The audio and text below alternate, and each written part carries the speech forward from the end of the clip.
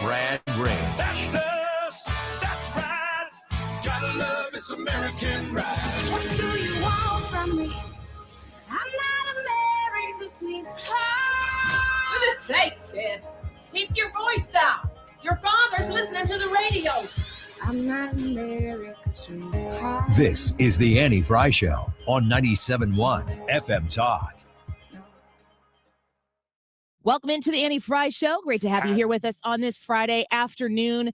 Thank you for joining us all this week as we've been celebrating National Lutheran Schools Week, of course, School Choice Week as well. Lots to talk about. We've been really trying to cover a whole variety of different ways that this administration has been focusing on giving kids the opportunity to go to a school that they choose.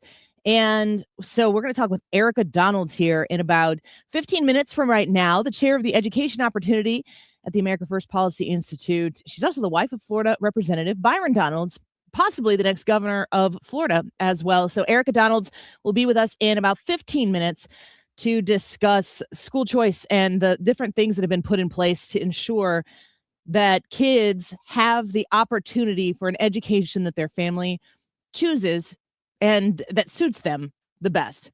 When you are looking into all of the different things that are on the table right now, one of the big discussions that we had earlier this week was with Corey DeAngelis. We were talking about the Big Beautiful Bill last year and how they have really incentivized people to donate to scholarships, approved scholarships.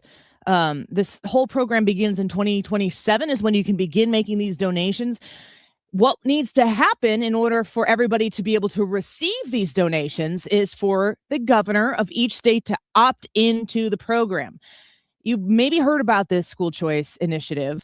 Essentially what they've said is $1,700 if you're filing individually, $3,400 if you're filing married jointly. You can donate for a tax credit to one of these approved different scholarship bearing entities, which will be determined next year in 2027. And then they can dole out those dollars based on need, which is incredible.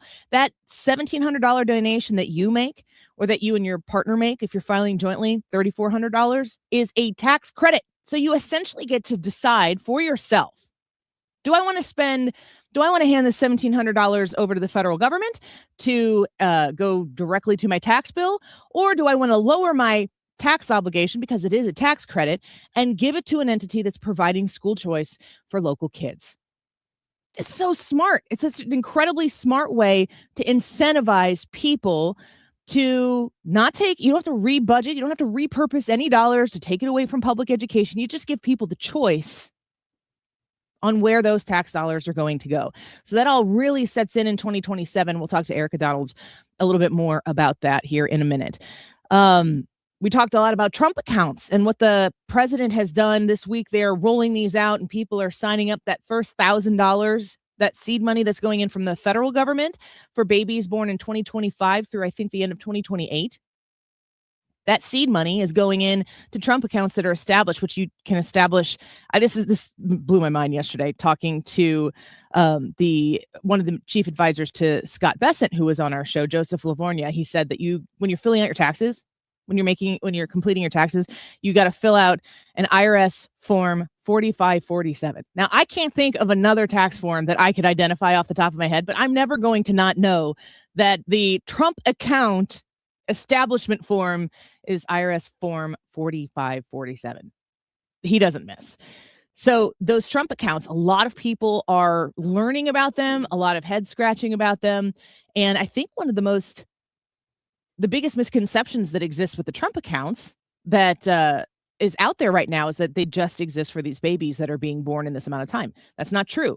The seed, that $1,000 seed money that goes in there from the federal government, that is for those babies. But there are a lot of private sector entities jumping on the bandwagon and working to make donations to these Trump accounts, employers across the country, just a lot of different ways, people thinking about these Trump accounts, including there was a story this week that came out that Visa is going to establish a program where your credit card benefits can go into a Trump account. That's incredibly innovative and fresh and a new way to give kids a strong footing from the jump.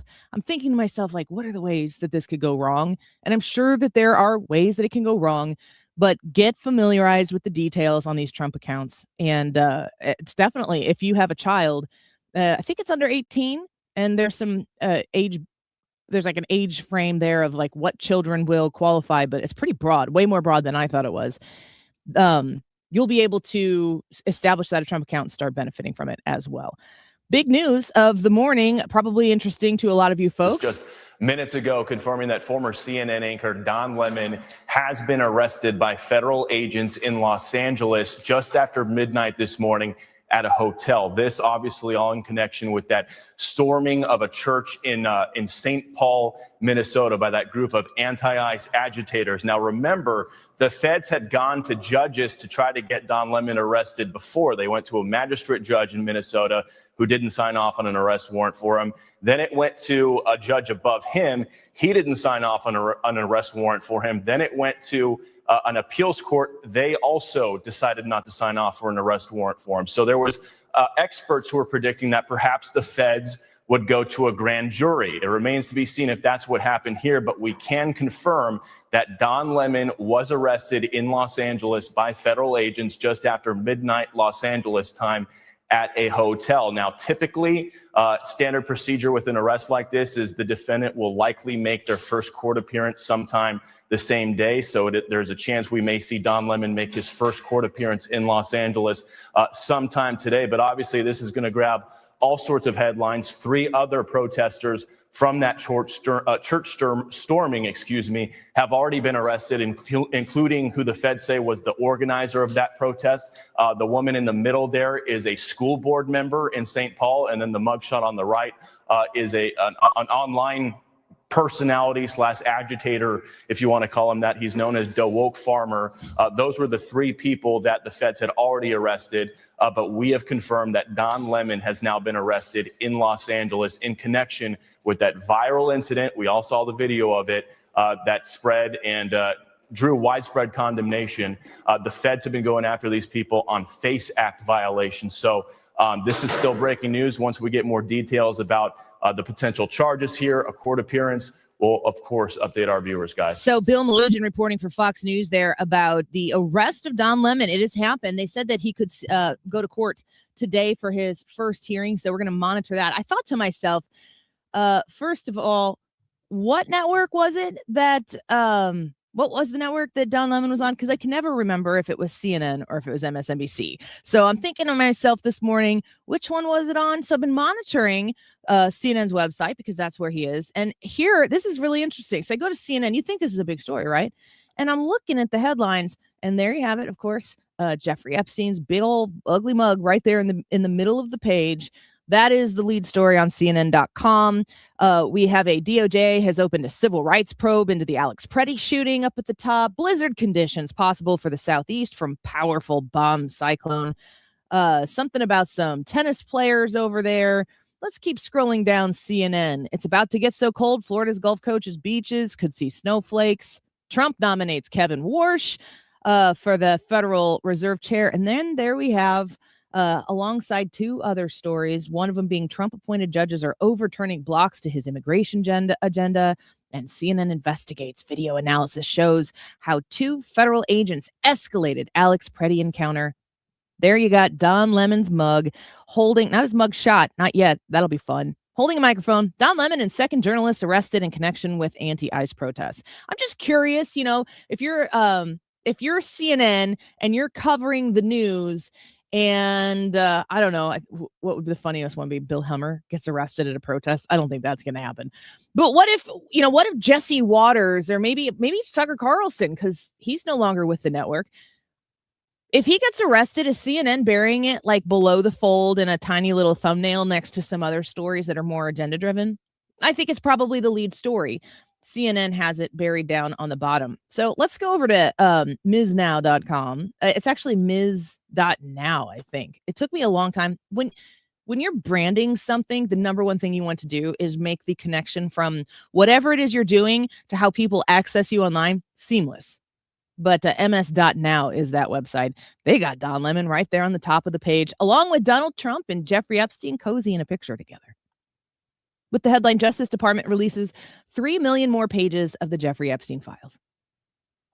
Now, was there anything released in these files that implicates Donald Trump to Jeffrey Epstein? The answer to that question is no, there isn't. But the Jeffrey Epstein story, which is the story that the left feels like they can hang their hat on right now, no matter what, because there's so much ambiguity to things. You know, once things are released, then they're redacted. You talk to somebody who wants the Epstein files released, they want no redactions.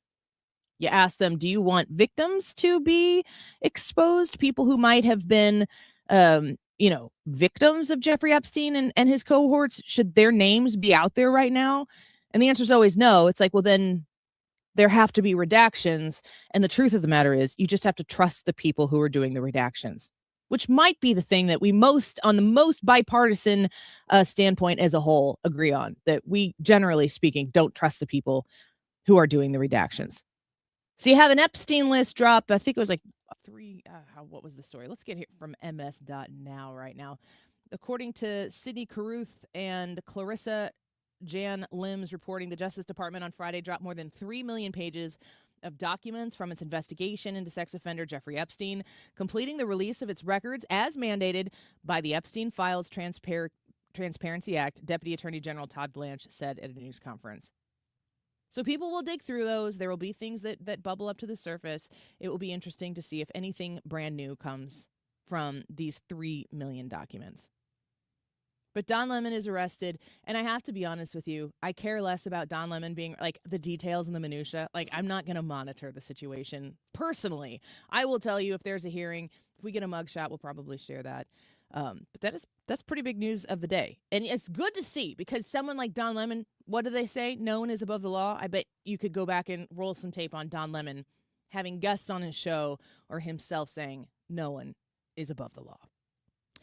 So it's Friday. It is the last day of our on-air promotion of the Annie Fry Show Scholarship. I want to encourage you, if you haven't done it quite yet, to consider donating to the Annie Fry Show Scholarship. This partnership with LISA, the Lutheran Elementary School Association here, helps connect kids in the St. Louis area to a Lutheran education. This is private parties helping private parties. This is helping your neighbor give a kid in this area the opportunity to have a Christ-centered education. It's very near and dear to my heart. If you would consider texting Annie26 to 41444. That's Annie26 to 41444. We would love to have your participation. We'll get to some of the donations that came in overnight. If we get to $10,000, we get another $1,000 match. School choice, man. That's what we want for everybody. That's the way you open doors, provide opportunity. And Erika Donalds, the chair of Education Opportunity at the America First Policy Institute, is going to be with us in just a minute to discuss school choice and the progress we're making there. We'll be right back.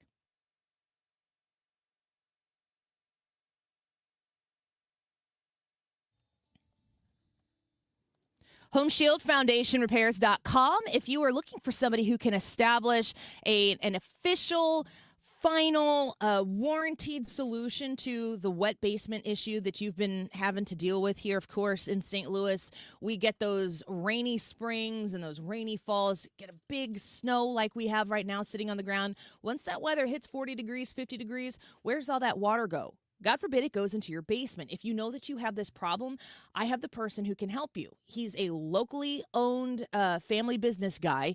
From the bottom up, he's built Home Shield Foundation Repair, and he's waiting for your phone call. You can trust him. I trust him. He's a wonderful family man, and he's got the expertise that you need to ensure that your basement situation is going to be solved once and for all. Invite him out to your house and let him look at your basement so he can provide you a solution that's tailored to your circumstances. 314-271-9900. Call 314-271-9900 and connect with Matt Hayes. Tell him Annie said hello. HomeshieldFoundationRepairs.com. Nothing makes a gathering great like Eggland's best eggs. They're just so delicious with better nutrition, too. For us, it's eggs any style, as long as they're the best. Eggland's best. Better taste, better nutrition, better eggs. The Annie Fry Show is St. Louis conservative.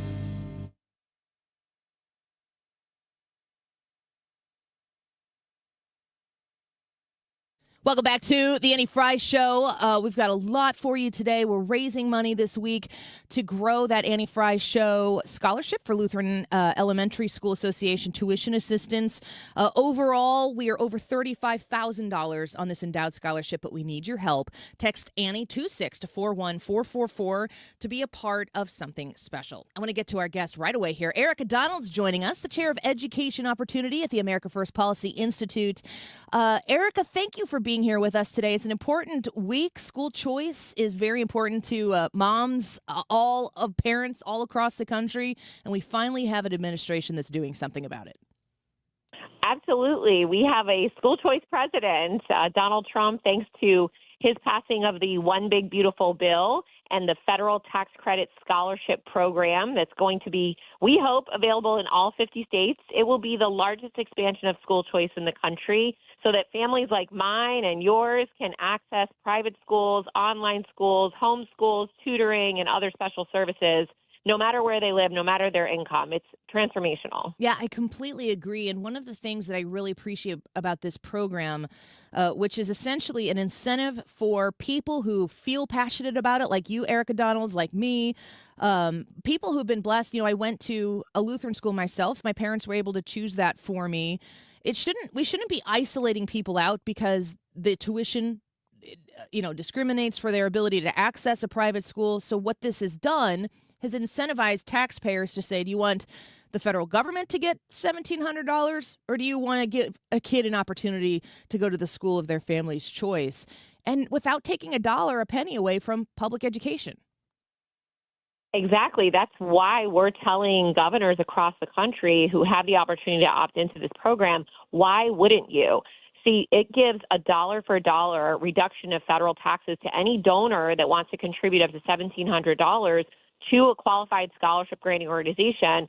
Those scholarship granting organizations then can turn around and use those funds. They could be $1,000 scholarships for smaller services or $10,000 for private school tuition, but they can't be used in a state unless that state opts in.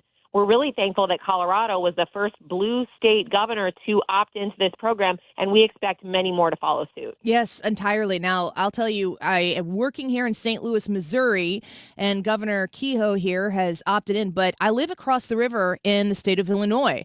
So we're speaking with Erika Donalds right now. You are the chair of Education Opportunity at the America First Policy Institute. What do I need to do as an Illinois resident to try to persuade J.B. Pritzker to ensure that the kids in his state, everybody can still get that tax credit, everybody can donate, but it's really in J.B. Pritzker's hands whether or not the children of Illinois get to benefit from this program? Write the governor's office directly, because as you said, this is entirely in the hands of the governor, within the power of the governor himself to fill out a 10-minute form for Treasury saying we will opt into this program and allow our families in Illinois to access those funds. And so we want every governor to take that step. Why leave that money on the table? It's adding education dollars to your budget, not taking anything away. We don't want the teachers' unions to have a larger voice than families, grandparents, parents in the state that want these options for kids, or schools, people who want to offer providers of education services to families. So we want that message to get to the governor's office directly. So when you say write them, is that the old-fashioned, let me find a pen and paper and a stamp, or can we email them? I think advocacy is something that, it takes the right issue to get someone to say, okay, fine, I'll actually contact my elected representative, governor, whatever it might be. How does somebody who's never, ever done anything like this before, how do they most effectively get that message through? The easiest way is to write them, not with pen and paper, but usually an email. So you can go on their website and say, contact your governor's office, and just write them specifically about this issue. They do log how many people are writing in about the different issues that they're seeing. And when they start to see a pattern, you will start to see movement on a lot of issues when they get the pressure from their constituents, especially for someone who might have higher aspirations for public office. If you tell them, I will not support you for higher office or reelection unless you support this, that is usually pretty convincing in mass. So you can either call their office and get the number from the website, or email them, which you can usually do through the elected officials' website as well. Yes, and like Florida, Illinois is in their statewide official election year as well. So J.B. Pritzker running for his third term as the governor of the state of Illinois, which, side note, I don't understand the no kings correlation to your third term as governor. We don't have term limits, and I guess he'll just stay until he can't afford another election. But I do think that we have an opportunity right now to pressure him to do something that his lack of action on this will isolate Illinois students, families, children from being able to participate in what it looks like. I thought I saw that maybe Wisconsin had opted into this. I'm not sure if they officially have or not, but essentially the rest of the states around Illinois have said, yes, great, we're good to go. Yes, and I'll look that up right now while we're talking. Federalscholarships.com has a map, and it is updating, real time. We're seeing that governors are opting in, Treasury's updating maps, updating the information, giving us, press releases and things like that. So it's happening very quickly, especially here during National School Choice Week. Yes. We're trying to get as many governors to opt in as possible. As of last count, I believe it was 27. Not quite all Republican governors. I think Vermont is the last Republican governor not to opt in just yet. But we are going to spend this entire year getting every governor on board because the program starts 1/1/2027, and families will be able to access those scholarships for the 27-28 school year. So can I ask you again in detail? I know you touched on this a little bit earlier here. We're speaking with Erika Donalds, the chair of Education Opportunity at the America First Policy Institute. You can follow her at Erika Donalds on X and erikadonalds.com. We're talking about this is a way to get a federal tax credit, so that's the giving of it. But the receiving of it, who will be eligible to receive these funds, and what's the mechanism from getting the money and then being able to get it to the school? Are there qualifications for families in order to receive them and for schools that will be able to take them? The great thing about this program is not limited to the lowest income students. I used to talk about gap families who make too much for scholarships but not enough to afford private school. And this program covers those gap families because it is allowed for anyone under 300% of the median income. And the area has yet to be defined, but it could be the entire state or could be the region. It covers 85 to 90% of families in this country, which is excellent. When it comes to schools participating, there are a lot of flexibility in the allowable expenses in this program, as long as it's for educational use, tuition, online courses, certifications, special services, curriculum and homeschool support resources. There's lots of options for families that SGOs are going to fund through this program. One of the concerns that I saw from someone who I know has participated in homeschooling and very much so like a participant in their child's education, they're worried that if you allow something like this into the parochial or private education environment, that the state or the federal government is going to get to tinker with what is taught in the classroom at those schools or what isn't taught in the classroom at those schools. Is there any connection to certification that might come from a state to be a certified school or an accredited school? Is there any connection where there's going to have to be some sort of buy-in in order for them to accept these dollars? There is not, and we've been very careful as school choice advocates not to allow any of the choice programs to either force families to participate. So if you're a homeschool family or a private school family, you do not want to take these dollars, you don't have to, and force schools to participate. So if you're a school and you don't want to take these scholarships, you don't have to do that. You can stay out of it and not take any money from the government. So that's important. There are also no requirements on how children are taught, what materials are used, what curriculum is used. Really, some would say that that's not an accountability, but my view is that the best accountability is to the parents. The parents have the ability to choose that school. They are the ones who can best judge if that school is meeting their child's needs. They know their children best and they love them the most. And we are trusting parents to make these decisions and deploy these dollars effectively. Say it again for the people in the back. Erika Donalds speaking with us right now. So just to clarify, if I'm thinking here that the way J.B. Pritzker is going to approve this is if he gets to tweak it, if he gets to put some sort of requirements on the schools that are able to accept these dollars? Is it possible that J.B. Pritzker can say, yes, Illinois students can participate in this, but that Lutheran school is going to not be able to teach this portion of your faith, and you're going to have to involve evolution as far as how the world was created? Are there going to be any sort of permissions for governors who opt in to tweak any of that? I would say absolutely not. I can't say it definitively yet because Treasury is still writing the rules. However, they've received tons of comments, and we are very involved, especially through America First Policy Institute, with the rulemaking process to ensure that states cannot put any additional requirements beyond what was passed in the congressional law. Perfect. Nor are states going to be tasked with enforcement of compliance with this federal program, this federal tax credit. It will be through a flexible 990 form. We hope that's what we're advocating for. But like you said, follow me on Twitter as the rules come out. If we need more advocacy from parents across the country, we will certainly ask for it. Awesome. Well, that's the only thing that's come up, and I've been talking about this a lot because ever since the big, beautiful bill was passed, I'm super pumped. I've sent my kids to a Lutheran school. I've got a 16-year-old, a 13-year-old, a 9-year-old, and a 4-year-old. So we got a whole house full of them. And putting them through parochial school, I pay a lot of property taxes in the state of Illinois. My kids don't get to participate in the benefit of those education dollars at all. And on top of that, paying tuition, something like this will make the burden a little bit less for me, but also open the door to so many families who have always wanted this opportunity and now will be able to do it because of the big, beautiful bill.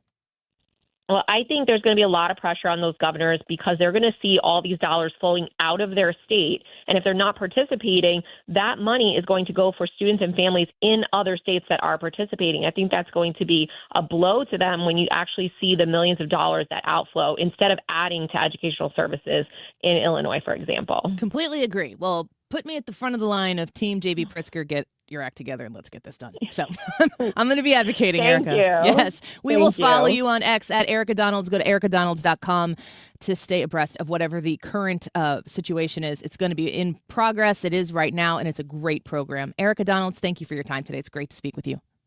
Thank you so much. Take care. Bye-bye. She is the chair of Education Opportunity at the America First Policy Institute, the leading education entrepreneur and policy advocate championing parent rights and educational freedom. Very cool to talk to her. All right, let's take a quick break. Now, I've talked to you about how many times have we done a poll on this show? And we have the Annie Fry Show grading scale, which is A, B/C, D, or F. But every time I do this, y'all get up in my grill about I should do that grading scale differently. So let's put it to the people. What is that Latin phrase that Elon Musk always says? I don't remember what it is. Vox popula, vox dei. There. Brad's here for Latin. That's why he's here. That's good. What do you think the grading scale should be? I could tell you all of the options, but I'd basically just be saying letters. So go check it out. Do we combine B, C? Do we combine C, D? Do we combine D, F? Do we get rid of C altogether? So go vote in the poll. That's kind of about a poll at the Annie Fry YouTube channel. And while you're on the internet, consider making a donation to the Lutheran Elementary School Association. Annie Fry Show Scholarship. It's our last day, and we'd like to finish strong. Can you donate today? Is it payday? Lisa, stl.org/Annie. Lisa with an E, stl.org/Annie. Come join us. We'll be right back. This is Corey from Air Comfort Service Heating, Cooling, and Insulation. There's never a good time for your heating system to stop working. If yours does, no matter what time or day, Air Comfort Service offers 24/7 emergency HVAC service. Contact our award-winning team for 5-star heating service and stay in your comfort zone. For heating and 24/7 emergency service, contact Air Comfort Service Heating, Cooling, and Insulation at aircomfortservice.com. That's aircomfortservice.com. Wondering if dangerous contaminants are in your home's water? Get Leaf Home Water Solutions today. We can't live without water, but we can take actions today to make it safer and healthier. Leaf Home Water Solutions is offering a free in-home water test. Just visit leafhome.com/free to schedule yours. With results from their advanced digital testing, Leaf Home Water Solutions can design a whole home system and expertly install it in as little as 1 day. With Leaf Home Water Solutions, you can feel confident that each drop of water from every tap and appliance is cleaner and safer for you and your family. We can't live without water, but we can take actions today to make our family's water safer with Leaf Home Water Solutions. Schedule your free home water test today at leafhome.com/free and save 15% on all home water treatment systems. That's leafhome.com/free for your free home water test and 15% off. leafhome.com/free. Hi, I'm Joe Cordell of Cordell & Cordell, America's largest family law firm. During this time of year, difficult relationships sometimes become impossible. If you or someone you care about is facing a family law issue, let us set up a 1-hour Cordell Consult. The Cordell Consult is a meeting with a local attorney who will give you clear guidance about your options, whether it's a separation, a postnuptial agreement, divorce, or custody. CordellCordell.com. The choice of a lawyer is an important decision and should not be based solely upon advertisements. 600 Kelwood, St. Louis. When it comes to planning your retirement, there's a lot to think about. Portfolio management, tax planning, and retirement income just to get started. Steve All and his team at the All Financial Group focus on those things and more. Their goal is to help you achieve your goals. Call 636-230-8824 or online, yourmoneymattersstl.com. Investment advisory products and services made available through Impact Partnership Wealth, LLC, IBW, a registered investment advisor. Insurance and annuities offered through Steve All, NPN number 153-07419. At Graybar, we know your time is money. That's why our services go beyond parts and products. With kitting, pre-assembly, wire carts, and Graybar smart reels that keep you moving. We stage materials and manage logistics so you can spend less time sorting and more time installing. And with locations nationwide, we deliver when and where you need it, working to make your job easier every step of the way. Yep, Graybar does that. We have school spirit. How about you? Today is the day to donate to the Annie Fry Show Scholarship Campaign and the Lutheran Elementary School Association. If you log on to YouTube, you'll see our school spirit in full display right now. Text Annie26 to 41444 to donate. Today's your last day to do so. Annie26 to 41444 to donate to the Annie Fry Show Scholarship Campaign with the Lutheran Elementary School Association. It is 12:35. This time check is sponsored by Jerry Kelly Heating, Air Conditioning, Electrical, and Plumbing. It's time for a $98 furnace tune-up. From Troy, Missouri to Troy, Illinois. 97.1 FM Talk, St. Louis Conservative.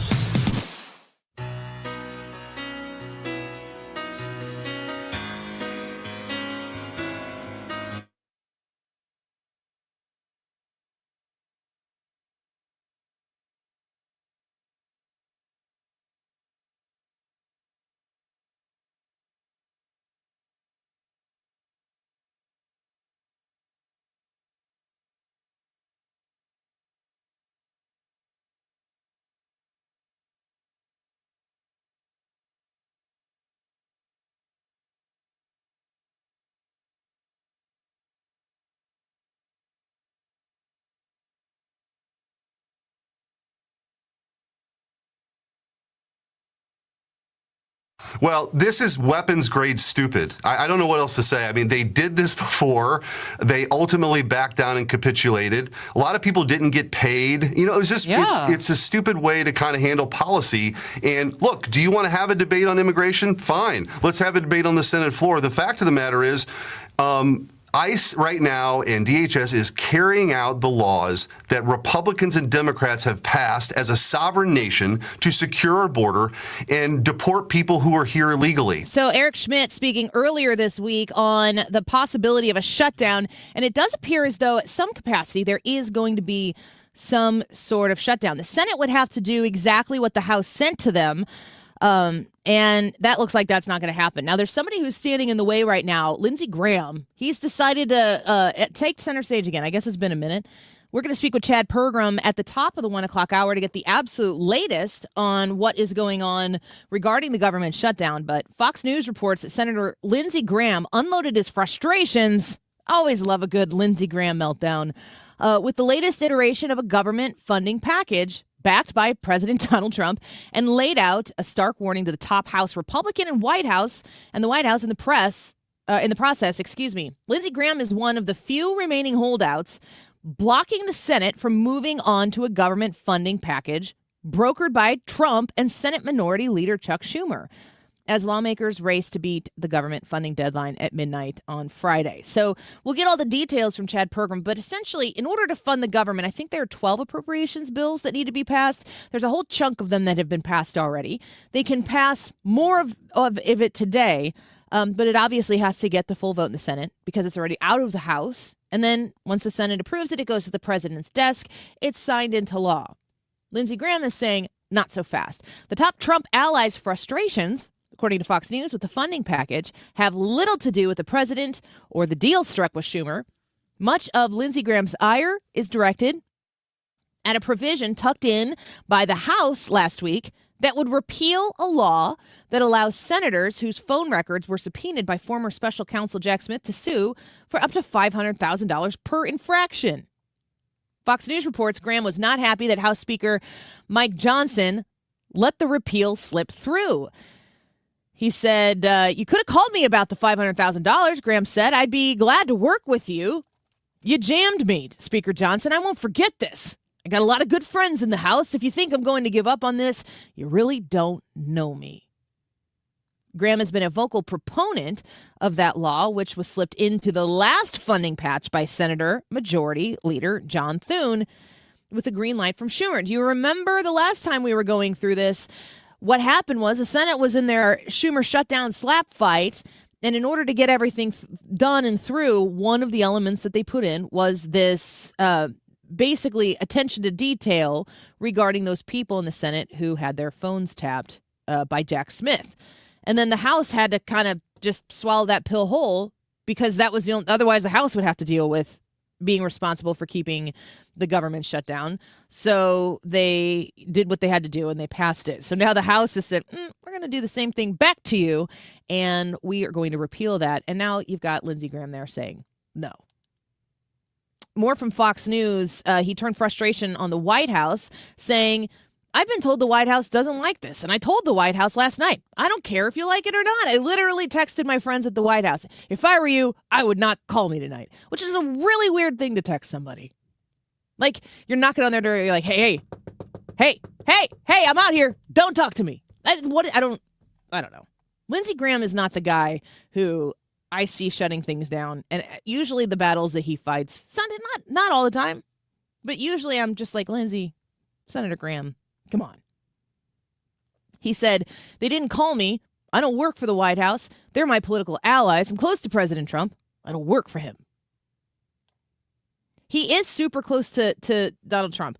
I don't know how things work in Washington, D.C., behind the scenes. I've watched television shows. I've consumed very well-written scripts that kind of illustrate the goings-on, the backdoor deals and everything to get the job of whatever the policy is they're trying to get across the finish line complete. But Donald Trump and Lindsey Graham's a buddy-buddy type of guy. He's always cozying up to whoever he needs to cozy up to in order to see his end out, which maybe makes him a great politician. Strange that he would die on this hill. So we're going to watch and see what happens. We have Chad Pergram coming up on the show here at 1 o'clock, and he's going to give us the latest from Capitol Hill. I want to give you an update on the scholarship. We had several donations come in overnight. Thank you to everybody who has supported us. We have raised $6,400 and $6,406. I should say there's an extra $6 laying around there. We have 63 people who have donated so far. Let's get to 67 donors. I don't even care if you give $5. Who wants to be 67? Do it for your kids so they can go 6, 7, and then do the hand thing, and then you just go on with your life, and then you'll do it again in 15 minutes. We've got a $1,000 match, so that $5,406 that you have so generously donated to this scholarship to help it grow, to build on what we have last year, an additional $1,000 match, making it almost $6,500. So let's see what we can do today. You can text Annie26, that's Annie26 to 41444. That's Annie26 to 41444, and just come join the fun and be a part of this opportunity to give local kids an opportunity to go to a Lutheran school. You can also go to lisastl.org/Annie, LESASTL.org/Annie to make your donation. A reminder, the poll for today, what should our 4-option daily poll grading scale be? This is a one-time opportunity for you to weigh in on how I have our grading scale. I always combine B and C. We only get 4 options, So go to the Annie Fry YouTube poll and vote in what the polls should be in the future. Let's take a quick break. The Bee or Not the Bee here on the Annie Fry Show. When we come back, Wiggins America segment when we return, and Chad Pergram at the top of the 1 o'clock hour after that. You can also text us if you so choose. Your Ask Us Anything questions for the 2 o'clock hour. We're going to have some fun with that. You can text us anything you'd like to know. You can ask the crew. You can ask one of us at 314-241-9797. That's 314-241-9797. We'll be right back.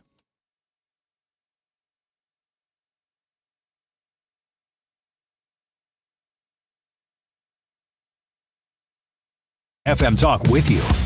The voices you trust, Mark Cox, Annie Fry, Mark Reardon, Scott Jennings, and more are just a tap away with the Odyssey app. Stream 97.1 FM Talk, St. Louis Conservative. Mark Cox here. Join me, Annie Fry, and Mark Reardon and learn how to create a worry-free retirement with the Retirement Advisory Group. It's coming up on Tuesday, February 17th at the DoubleTree Hotel in Chesterfield at 6:30 p.m. Here are Bob and Tammy Kershaw with more. Are you nearing retirement or already retired and wondering how to turn your 401k and IRA into a worry-free retirement? Would you like to learn the strategies that give you market growth but protects you from market losses at the same time? Would you like to get a free personalized retirement income plan? And did you also know if you're 59 and a half or older, you can roll over your company retirement plan tax-free to create a worry-free retirement. If you're 59 and a half or older, you cannot afford to miss this event. Have a worry-free retirement and join the official financial advisors of my show, Bob and Tammy Kershaw, at the DoubleTree Hotel in Chesterfield, Tuesday, February 17th at 6:30 p.m. Go to retirementkey.com. That's retirementkey.com. Everyone needs to have at least one person in their corner in life. When you don't, it's an extremely lonely and frightening place to be. But knowing you have that one person gives you peace and hope. I'm John Morgan of Morgan & Morgan. Since 1988, myself and my firm have been in so many corners for so many clients for so many years. We became the largest injury firm in the world for a reason, and it's not even close. We fought like hell for you. We fight the bullies, automobile insurance companies, the makers of unsafe products, medical providers who injured or killed their own patients. It has been such an honor and made my life complete. If you ever need us, it's easy. On your mobile device or computer, visit forthepeople.com, and then we get to work 24/7. Whether you're hurt in a car crash, injured on the job, or have questions about your Social Security, we're here for you. Morgan & Morgan, for the people. The choice of a lawyer is an important decision and should not be based solely upon advertisements. Past results afford no guarantee of future results. Every case is different and must be judged on its own merits. Mark Cox here. This is my invitation to you to join me September 30th as we discover the charm of Switzerland, Austria, and Germany with Colette Travel. Spend 4 nights in Bern and 4 nights at the foot of the Alps in Innsbruck. There are cobblestone streets and postcard-worthy mountain landscapes of the amazing Alps everywhere. We'll explore the Swiss capital of Bern and Lucerne, the Swiss paradise on the lake. Plus, we'll travel the Austrian countryside to Salzburg with a visit to Mozart's birthplace and beautiful Mirabelle Gardens featured in The Sound of Music. Colette handles all the details, from flights to meals, hotels, and local experiences. Your only job is to have the time of your life. Don't miss joining me. Call Colette at 800-581-8942 or visit 971talk.com to learn more. The number again, 800-581-8942. Call today. This is the Annie Fry Show on 97.1 FM Talk, St. Louis Conservative.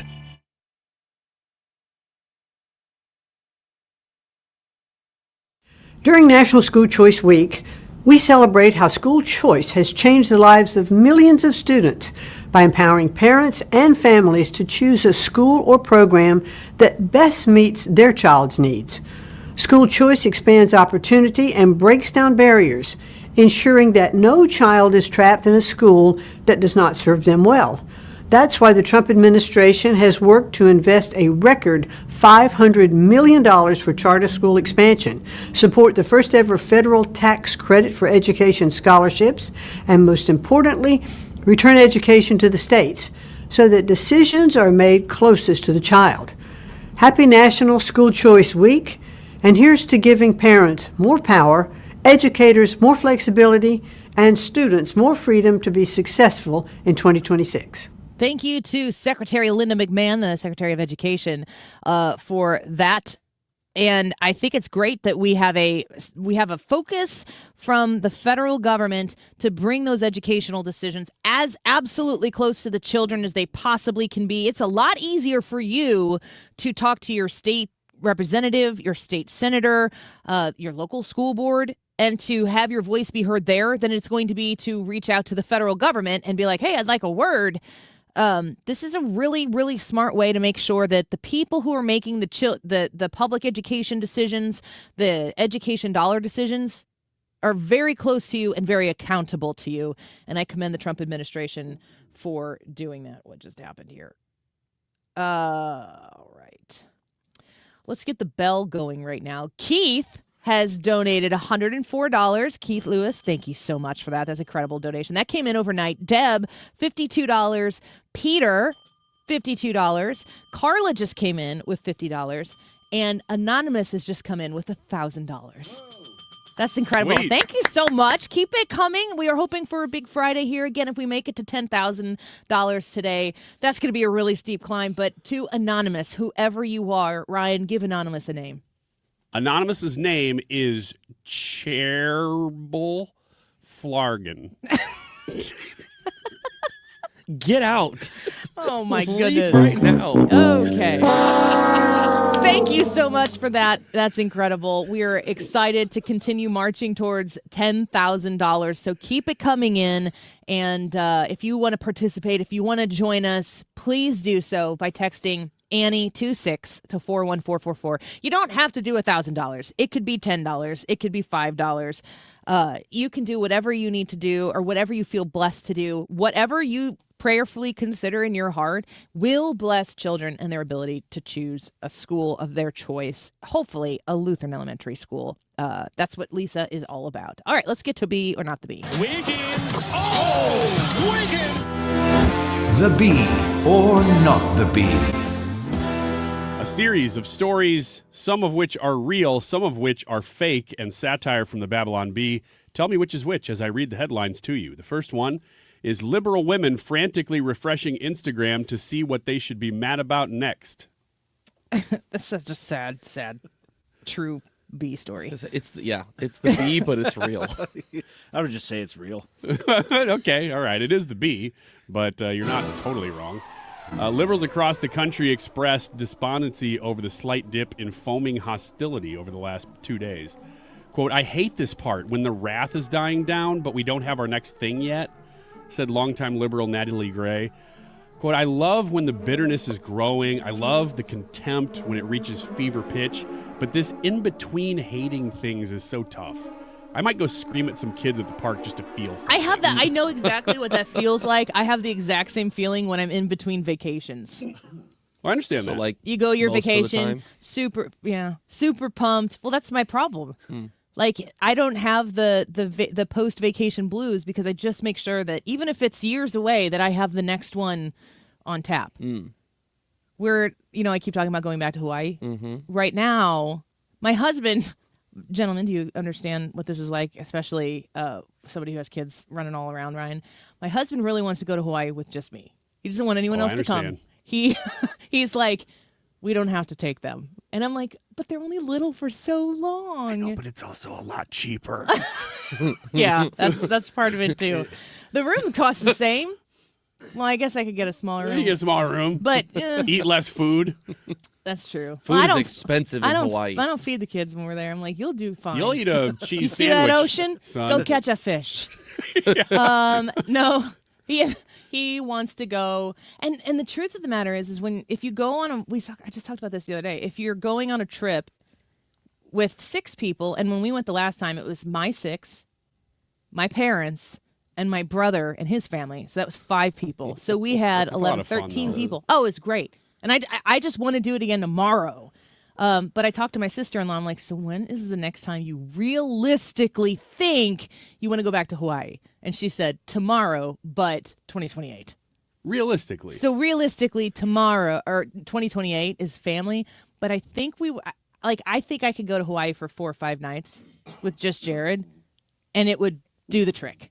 This is working out well I for think you. that's long enough for Hawaii. If it's just the two of us. It's a big time change though for that little of time.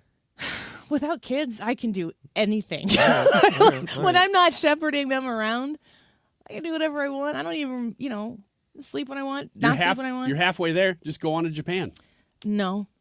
But for the liberal women of the world, I'm just telling you, there's an alternative to that high that you want. Go to somewhere tropical and just relax. For the love, just calm down. Drink pina coladas and chill the heck out. And your life will be enriched. Or go somewhere that's not tropical and relax. Like Minnesota? Just relax. I mean, really. No, but you don't like super look forward to that. You need like the next thing. To the bee's point, when one psycho cause is waning, you need one to be waxing, and you can get that done at the spa at the tropical location in between Mai Tais. It's the waxing and waning This causes. is just my advice. You don't have to be this mad. I like the double entendre of waxing at the spa. Thank you. Next, I'm a professional. That was great. Public speaker because I listened to Wiggins America earlier. Yesterday. No. Next one is progressive researchers claim they are 15 to 20 years away from finding out what a woman is. Oh, hell. B? Say the B. Yeah, it's the B. Yeah, it's the Waiting B. for Ethan's confirmation. In an effort to maintain professional neutrality, the ACLU made sure to recruit one scientist from each and every one of the 437 known genders. The team was then sequestered to avoid recent political discussion on the matter so they could focus on what really matters, their feelings. Quote, I mean, we might not be close, but I feel we are very close, and that means something, said this doctor. At publishing time, researchers had asked for an extension on their project and an additional $5 billion in grant money to support their work. All right. I'm starting to get super annoyed with how stupid we're having our conversations politically are. Like the Josh Hawley, like can men get pregnant? Mm-hmm. And she's like, Well, I think I see what you're trying to do here. I'm like, finally. I'd answer if there Welcome. I'd answer if there wasn't a political agenda behind your question. Yes. You cannot get pregnant if you have a weenie. Go on. You said weenie. Yes. If you're a tattoo wiener. No. Mm-hmm. Oh. From Star Wars. Why do you say it like that? Because I almost said Trek. Oh. Man, I thought you were that's trying my favorite joke. I love intentionally switching those up just to agitate people. I know, and it's messing with me. Well, I can slip those in every once in a while, and I get you both. You have a visceral, Oh, gosh. reflexive, knee-jerk reaction to that, and I just sit here and go, go on. And we know It's that not you right. do. We I know. know you're doing I know, it. It but still that's happens. the point. The visceral reaction beats the brain processing of, she got us again. Yes. I'm going to start misspelling words on purpose for that. Trump up nearly 30 points with Hispanics since last month. I know he's 30 points? I thought it was like I can't 20, comment. You got to tell me. 23. I thought it was 8, but say real. I know he's up. So let's go with real. Yeah. Well, it is real. You're actually citing real data because he's +8 now, but the gap has switched by 30 points. Holy crap! Yeah, and this is according to Rasmussen, so of course a right-leaning poll. But they think that it's because So of if it's not up 30, it could be up 20. well, yeah, I mean it's he's up. They think it's because of the capture of Maduro. Yeah, and the hatred of communism, those types of things, and like having Christian values, that helps as well. Donate to our scholarship. Text Annie26 to 41444. Let's find out about the government shutdown with Chad Pergram next. This house, and we have the traditions that most families have. That's Terry talking about her experience with Rhino Shield ceramic coating. We did Rhino Shield 14 years ago, and the house still looks the same as the first day. Rhino Shield really worked with me to help me get just the right nice soft yellow, and it's 14 years later, and it's the same color. The main reason Terry called Rhino Shield is because it's backed by its 25-year transferable warranty. It just sounded wonderful that we could have the house coated with Rhino Shield Shield and not have to worry about it again for 25 years. Take it from Terry. Give Rhino Shield a call now for a free evaluation. 877-25-RHINO. 877-25-RHINO. Or visit 877-25rhino.com. There have been neighbors that have come by and said, "Did you just have your house painted?" Because they wanted to know who the contractor was. And I said, "No, it's actually Rhino Shield." 877-25rhino.com. Hey, it's Mark Reardon for the Doctors at Ophthalmology Associates. We call them the Doctors because they've treated more than 250 doctors, more than any other practice in St. Louis. So if you're looking for the best doctors for your best vision, it's Ophthalmology Associates. Doctors Greg Birdie, Ranjan Malhotra, Robert Brusati, and Andy Royer. Doctors Birdie and Malhotra are cornea surgeons and experts in the diagnosis and treatment of diseases of the eye. I had an eye disease when I was younger. It left me with a silicone buckle around my right eye, so I put my trust in Ophthalmology Associates to take care of my annual checkups. Maybe you're experiencing dry eye, allergy eyes. They can help. They can help with cataracts, macular degeneration, glaucoma, and LASIK surgeries. And if you're looking for the best eye care, it's Ophthalmology Associates. Make an appointment today by calling 314-966-5000 or online at yourEyeDoc.com. They have a great office location just west of 270 on Manchester Road. Again, the phone number, 314-966-5000. The website, yourEyeDoc.com. Ophthalmology Associates. Doesn't it feel like you hear all the time from retired friends and family, "I wish someone had told me this before I retired," or "Why didn't anybody tell me this? Why is this not a class?" Well, that's exactly why Financial and Tax Architects was founded.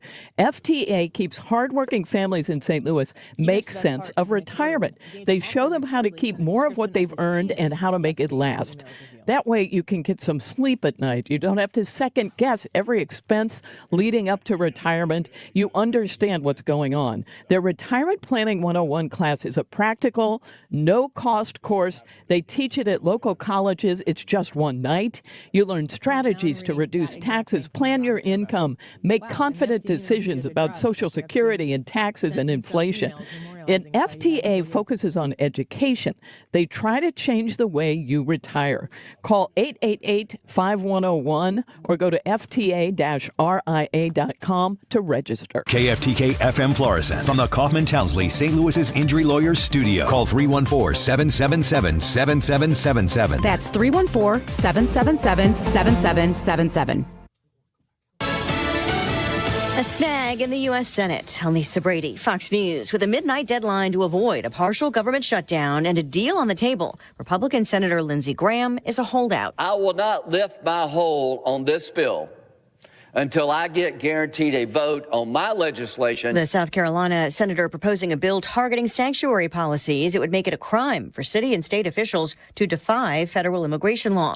Senate Democrats are pushing for changes in immigration enforcement. And the clock is ticking. At midnight tonight, 78% of the federal government is going to run out of funding. Now, the deal between the White House and the Senate would split off a DHS funding bill from a package of 5 other funding bills that can pass with bipartisan support. Then it would fund DHS with a 2-week stopgap while ICE reforms are negotiated. Fox's Bill Maloogian on the Hill. Any alternative passed in the Senate would need approval from the House, which is not in session this week. The Justice Department releases a final batch of files related to the late sex offender Jeffrey Epstein, more than 3 million pages. Today's release marks the end of a very comprehensive document identification and review process to ensure transparency to the American people and compliance with the Act.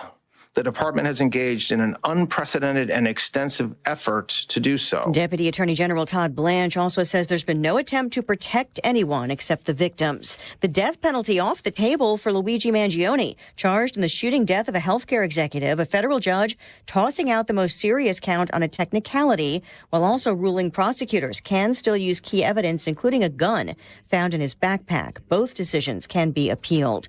Just getting word, actress Catherine O'Hara has died, perhaps best known as the mom in Home Alone. Kevin! Also known for Beetlejuice and more recently for the series Schitt's Creek, winning an Emmy in 2020. No word on a cause of death. Catherine O'Hara was 71. America is listening to Fox News.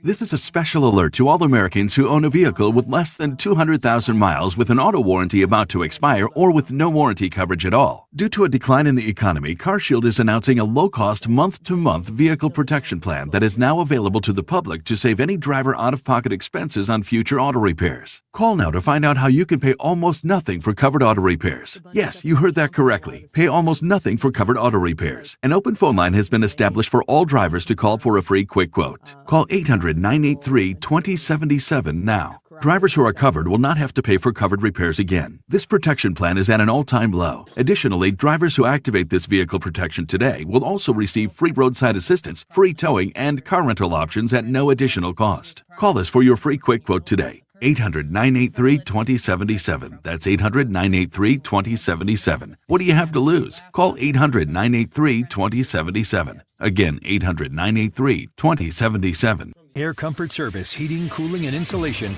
weather. Cannot get rid of this northwest flow and the bone-chilling cold. Only 15 this afternoon, cloudy down to 2 tonight. Saturday, sunny and cold, quiet, but how about 19? That's it for the high. 3 Saturday night. Clouds Sunday afternoon, 28 degrees. Light snow and snow flurries late Sunday afternoon into Sunday evening. Could see another dusting. This is 97.1 FM Talk. Chief Meteorologist Dave Murray. If Trump can say... The Annie Fry Show is sponsored by Air Comfort Service Heating, Cooling, and Insulation. Air Comfort Service is celebrating 56 years of residential and commercial service, maintenance and installation, and heating and cooling systems. Get in your comfort zone. AirComfortService.com.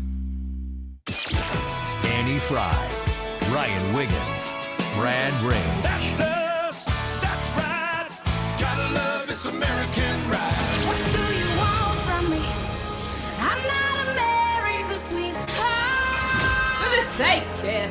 Keep your voice down. Your father's listening to the radio. I'm not America's sweetheart. This is the Annie Fry Show on 97.1 FM Talk.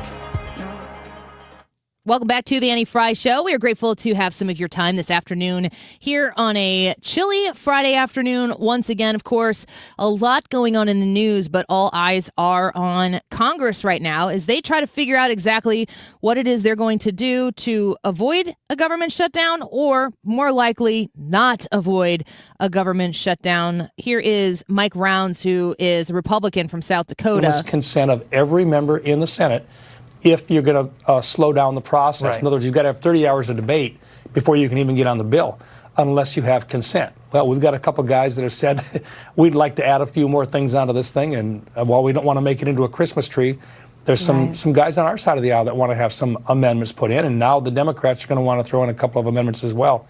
It's a matter of whether or not we can get through that in a timely fashion, but there's going to be a shutdown for a short period of time. You still got to get back to the House, and they'd have to agree with the changes that the Senate would make. Senator Rounds from South Dakota kind of reporting on the situation. I believe that was as of last night. Let's get to the man in the know. Our friend Chad Pergram joins us once again, the senior congressional correspondent for Fox News.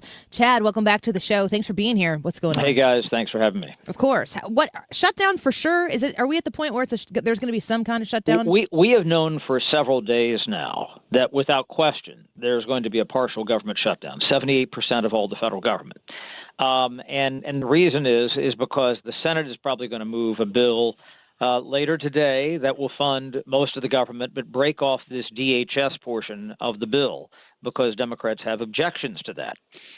The idea here is that funding for the Department of Homeland Security is where Democrats think they have leverage because they're upset about what's gone down in Minnesota with ICE, and that's a problem for them, that they want certain reforms. Now, I should say it's ironic that the money that goes to ICE, most of that for the next 4 years, it was provided in the big, beautiful bill. But they are like, okay, we have to get guaranteed promises here in legislative text. So this was the vehicle for that. And because the Senate's going to pass this now, and the House is not back until Monday night at the earliest, and the deadline is 11:59 Eastern time tonight, well, that means you have a government shutdown because the House passed one thing, the Senate passed another. Now, some people will say, well, a government shutdown is not that big a deal on a weekend. There's not much going on. James Langford, the Republican senator from Oklahoma, was just on our air a few minutes ago. And he said, he was going through the airport being asked by TSA agents, what's going to happen? Here we go again. In other words, the idea that there's just this uncertainty and there's this lack of confidence in the Congress and the White House to get things done and get them done quickly, especially after the PTSD experience of the government shutdown, which was a full shutdown for 43 days, a record in the fall. I should also say that, TSA money is specific to the DHS portion of the bill, and they're just going to renew that for 2 weeks. So this might be on a rolling schedule about getting TSA paid. The FAA, which deals with air traffic controllers, well, they are on a little bit of a different schedule than some of the other agencies and things. They just got a paycheck the other day, so they're good for a little bit, but they will be paid fully, without having to go without a paycheck probably here in a couple of weeks because, again, they just got paid, and they're under the FAA, which is under the Department of Transportation, which is in the other 5 bill tranche. Chad Pergram speaking with us, a senior congressional correspondent for Fox News. The last shutdown, there was the emphasis from the Democrats. The lead headline had to do with health care and how the subsidies that were previously passed by the Democrats to make the Affordable Care Act a little bit more affordable.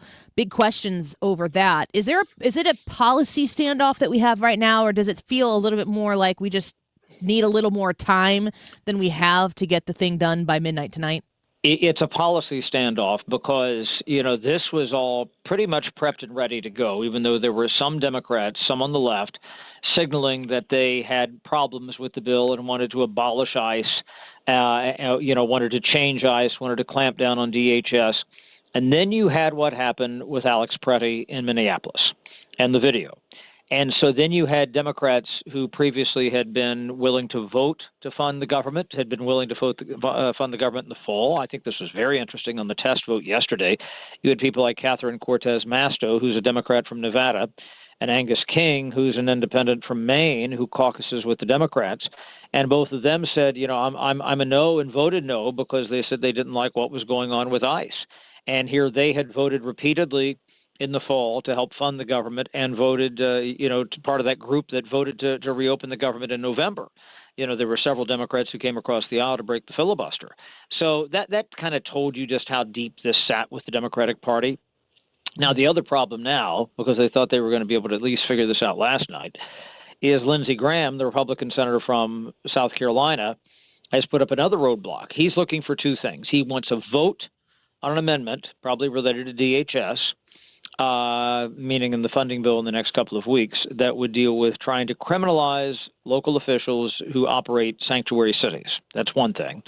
The other thing, though, that he wants, this was something that was in the original bill that the Senate passed a few weeks ago, sent over to the House, and the House stripped it out, was a provision allowing Republican lawmakers, there were 9 in total, who had their phone records and just the idea of who was talking to who, not what was said on these phone calls, but in other words, they were communicating with President Trump around the time of January 6th, 5 years ago, and that went to Jack Smith, who was investigating the president for overthrowing the election.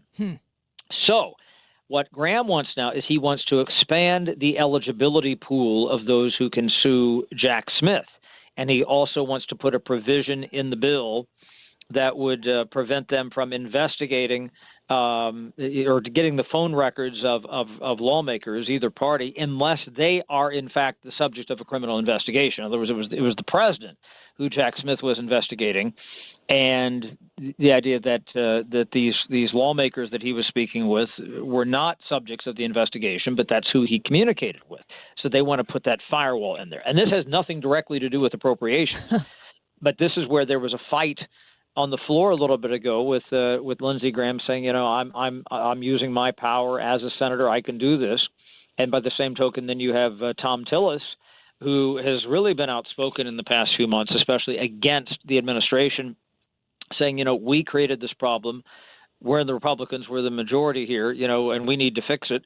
President Trump wants to avoid a shutdown, but Senator Graham's right. One senator has a lot of power. It's just a question of how you decide to use it. So, they would have voted on this in the Senate last night, But the funny thing is that still wouldn't have avoided a government shutdown even had they voted last night. So we've still got some things to iron out, certainly. Do you anticipate this being a standoff the way the one in September, October ended up being? Or you think they'll resolve it quickly? I think that they will be able to pass the individual bills have bipartisan support. But breaking off that one bill, but they're all semi-connected now. As I say, it's not like breaking off a piece of a Kit Kat bar. You just can't do it and then suddenly pass the rest.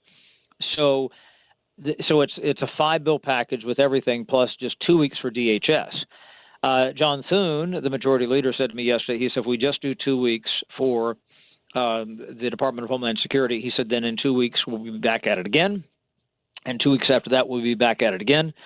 Mike Johnson, the speaker, had said to me yesterday that he thought that even 4 weeks was a little short for DHS. So, Democrats wanted the shorter period. So you might have this rolling problem with DHS for the next, several weeks. Well, we will all watch and we will pay attention to your updates, certainly at Chad Pergram on X and also, of course, Fox News. If I have just another couple minutes of your time, if you don't mind, I'd like to ask you about the SAVE Act, because this is certainly something that is being pushed quite a lot from Republicans on social media to try to make sure that they can get as many senators on board with the SAVE Act. Can you talk to us a little bit about what that is and what likelihood we might have of getting it passed? Well, it would require basically that people who are voting are American citizens. That's the first thing. It is already illegal if you're not an American citizen to vote in American elections. And some other people have some constitutional problems with this. While the federal government does have a role in federal elections, the Constitution says that how you conduct elections is up to states. It's an issue of time, place, and manner, localities. And that's why you have different voting rules and different styles in different states. Now, something that Anna Paulina Luna, who's a Republican representative from Florida, has said, well, if they send the DHS bill back, why don't we try to attach that? Well, that's going to be a complete poison pill. That's going to blow up the whole thing. And then you're not going to have to the government will be shut down on Tuesday morning, and then we're off to the races again here.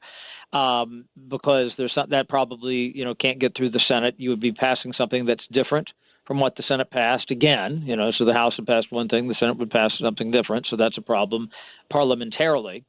John Thune has been asked recently, why not bring this up in the Senate? There's just not the votes. On the Republican side of the aisle. And you need to get 60 votes to do that. So that's a problem. They passed it in the House. It's something that the president has talked about a lot. But you have to be able to have 60 votes to pass something in the Senate to get across that filibuster. And, they don't even have a simple majority on this in the Senate on the Republican side. How many, do you know off the top of your head how many Republicans they're missing right now on the SAVE Act in the Senate? This isn't a hard and again, somebody asked me the other day if they had whipped this to get an actual vote count. We don't know exactly. We think that they probably are in the mid to high 30s in terms of the yays, but you need, again, still work to do. Yeah. You just to get to a simple majority, let alone 60, you're going to have Democrats on that. Have to have Democrats on that, and that's not going to happen. So, well, we are very grateful for your time here with us, and we will stay close to your reports because everybody wants to avoid that government shutdown, but it looks like we'll have to at least hold our breath for a bit. They have to. There's going to be a partial government shutdown at a minimum for about 70 hours. 70 hours. We'll start the clock. Chad Pergram, thank you. It's always great to speak with you. Thank you. Take care. Bye-bye. Senior congressional correspondent for Fox News at Chad Pergram on X. Follow the updates there. All right, let's take a quick break. Go vote in the YouTube poll today. Grade our grading system, basically. When we do polls, how would you like us to break down? We get 4 options. What 4 options should we provide you when we ask you, grade President Trump's performance? What grade would you give Senate Republicans? How do you feel about Kristi Noem? How do you feel about Wiggins America? It could be whatever we want to ask you, but we want to know what kind of grading scale would you prefer to participate in? Give you guys a little opportunity to weigh in on how we do things here. If you want to join us and partner together as we work to raise funds, grow the Annie Fry Show scholarship to help local kids access a Lutheran education, would you come to the lisastl.org/Annie page? And make a donation there. LASASTL.org/Annie. Today's our last day, so if you've been thinking about it, praying about it, it's payday. You got an extra $25, $50, $100 laying around to help a kid that would benefit from this. Please consider it prayerfully. LisaSTL.org/Annie. You can text Annie26 to 41444. Back in a minute.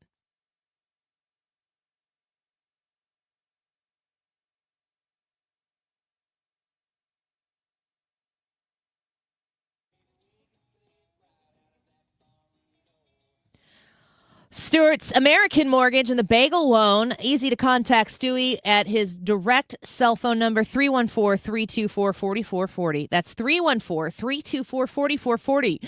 The Bagel Loan is a really smart way to get your next mortgage. Brand new mortgage, mortgage refinance, cash out refinance. When you text or call 314-324-4440, Stewie is going to tell you in great detail if you so choose, or if you just want to take his word for it, my word for it. I've used the Bagel Loan twice. I am a customer of it myself. You're going to be able to get that new mortgage, that mortgage refinance, that cash out mortgage, cash out refinance your current mortgage at no cost to you. There's no closing costs. These are thousands of dollars that you could be saving, depending on your situation, that you will not have to pay. Not when you use the Bagel Loan at Stewart's American Mortgage. 314-324-4440. Call or text 314-324-4440. You can Google the Bagel Loan for more information. NMLS number 226715. Now that we're getting older, we've been putting more thought into maintaining our health. We knew the water we drink every day could be filled with contaminants, so we called Leaf Home Water Solutions. they came to our home and did a free water test and gave us the analysis right away. We were shocked at what we saw. They found heavy metals like iron and copper. Our own tap water was putting our health at risk, but Leaf Home Water Solutions made it easy to get safer water from every tap and hose. A whole home solution. They have more than 250 product combinations and designed a system that fits our needs and budget. The installation took less than a day. With Leaf Home Water Solutions, our water is safer and healthier. When we drink, when we cook, when we shower, even when we garden. We feel better about our health. Thanks to Leaf Home Water Solutions. Schedule your free home water test today at leafhome.com/free and save 15% on all home water treatment systems. That's leafhome.com/free for your free home water test and 15% off. leafhome.com/free. Hair Volume from New Nordic will make your hair look thick and healthy. Available as a tablet or delicious gummy. Hair Volume is available online at Amazon and newnordicusa.com or in the hair care aisle at your local CVS. Annie Fry is St. Louis conservative.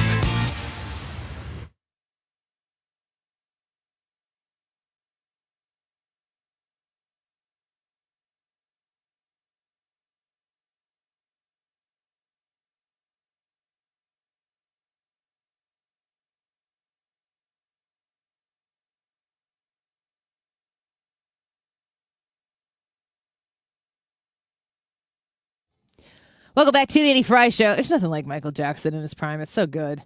Just so good. A couple news about some public figures that you might be interested in, and some of those limited ones that you might not be interested in. There was a report yesterday that Lou Holtz has entered hospice care. I've interviewed Lou Holtz 2 times on this show, and of all the interviews that I've ever done, that's definitely top 10 people who I've interviewed. Now, you know that our household is a Notre Dame household. I guess he coached at Arkansas as well as Notre Dame, but as somebody who kind of pays attention to like the not the surface level Notre Dame sports culture, I'm a little bit deeper than that by marriage. I didn't know that he was at Arkansas. Maybe everybody else does.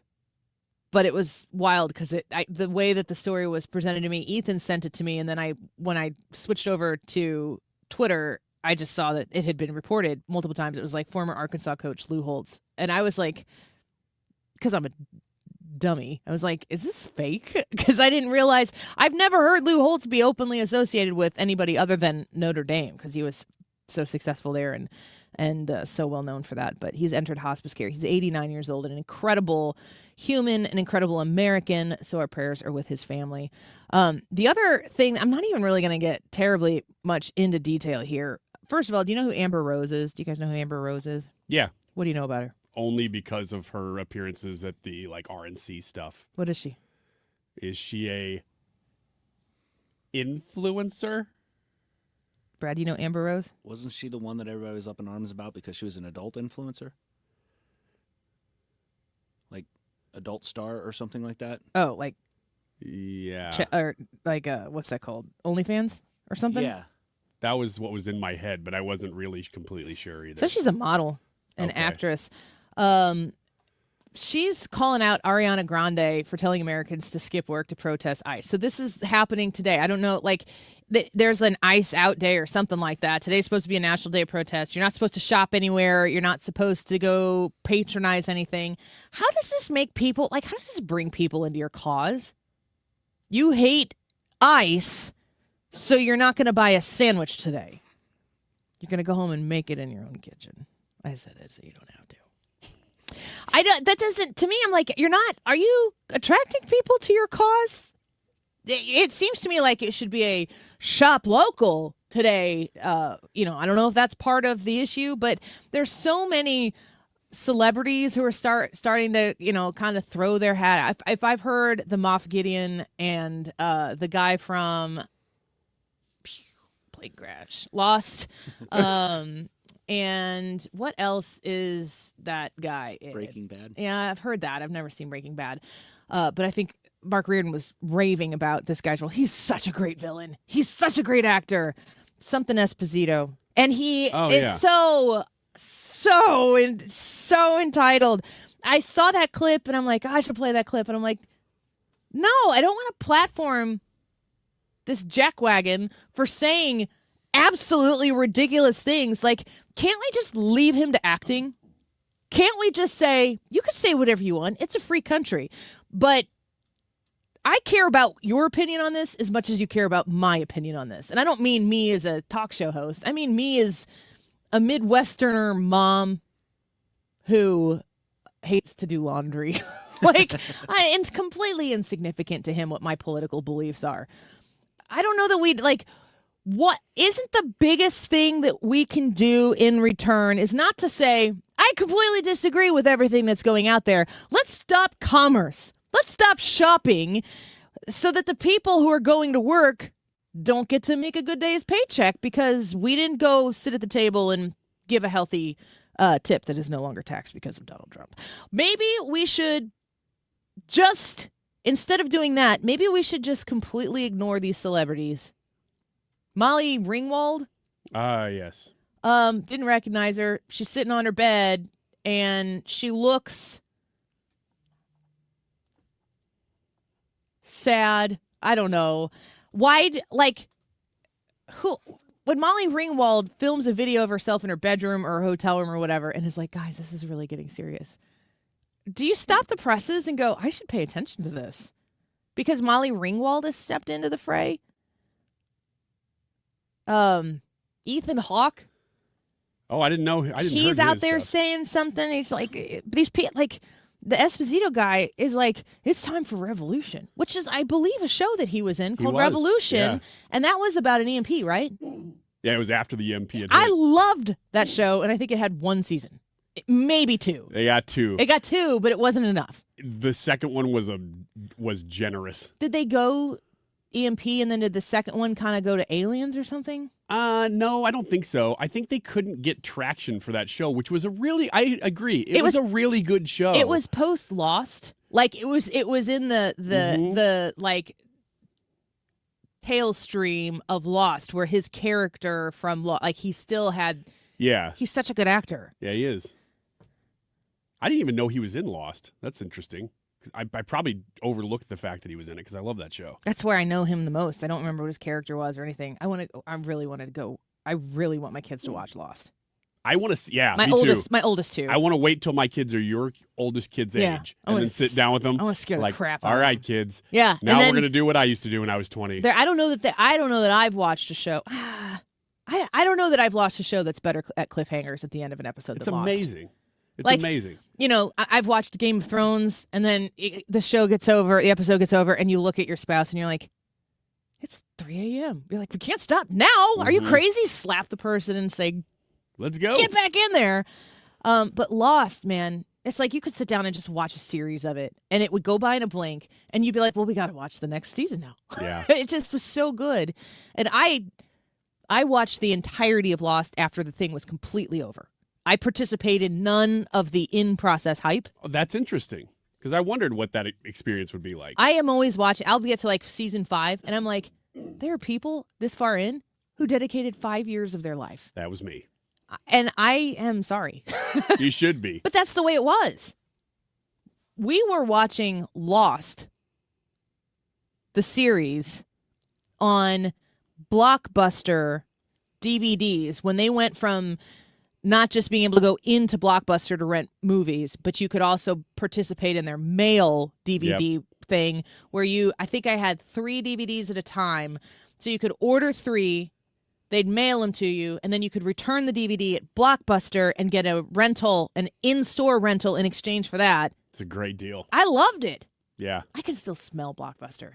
There is a special, like, fresh, exciting, little bit of popcorn scent. It was a simpler time. It was. It was a give 5 years of your life, and you're still like 2 or 3 years away from figuring out how the story ends. But I know people really, like the Lost finale was very controversial or whatever. I had no problem with it. And I think it's because the amount of time that I dedicated to it was so significantly less. Yeah. That I didn't have as much writing on. And you probably had been set up to everybody know, like No, you I had didn't know. heard people say, I hated it, right? Yeah, I knew it was controversial. So there you go. Same thing with Sopranos. We went back and watched Sopranos, I think during my maternity leave with Molly, so like 2021.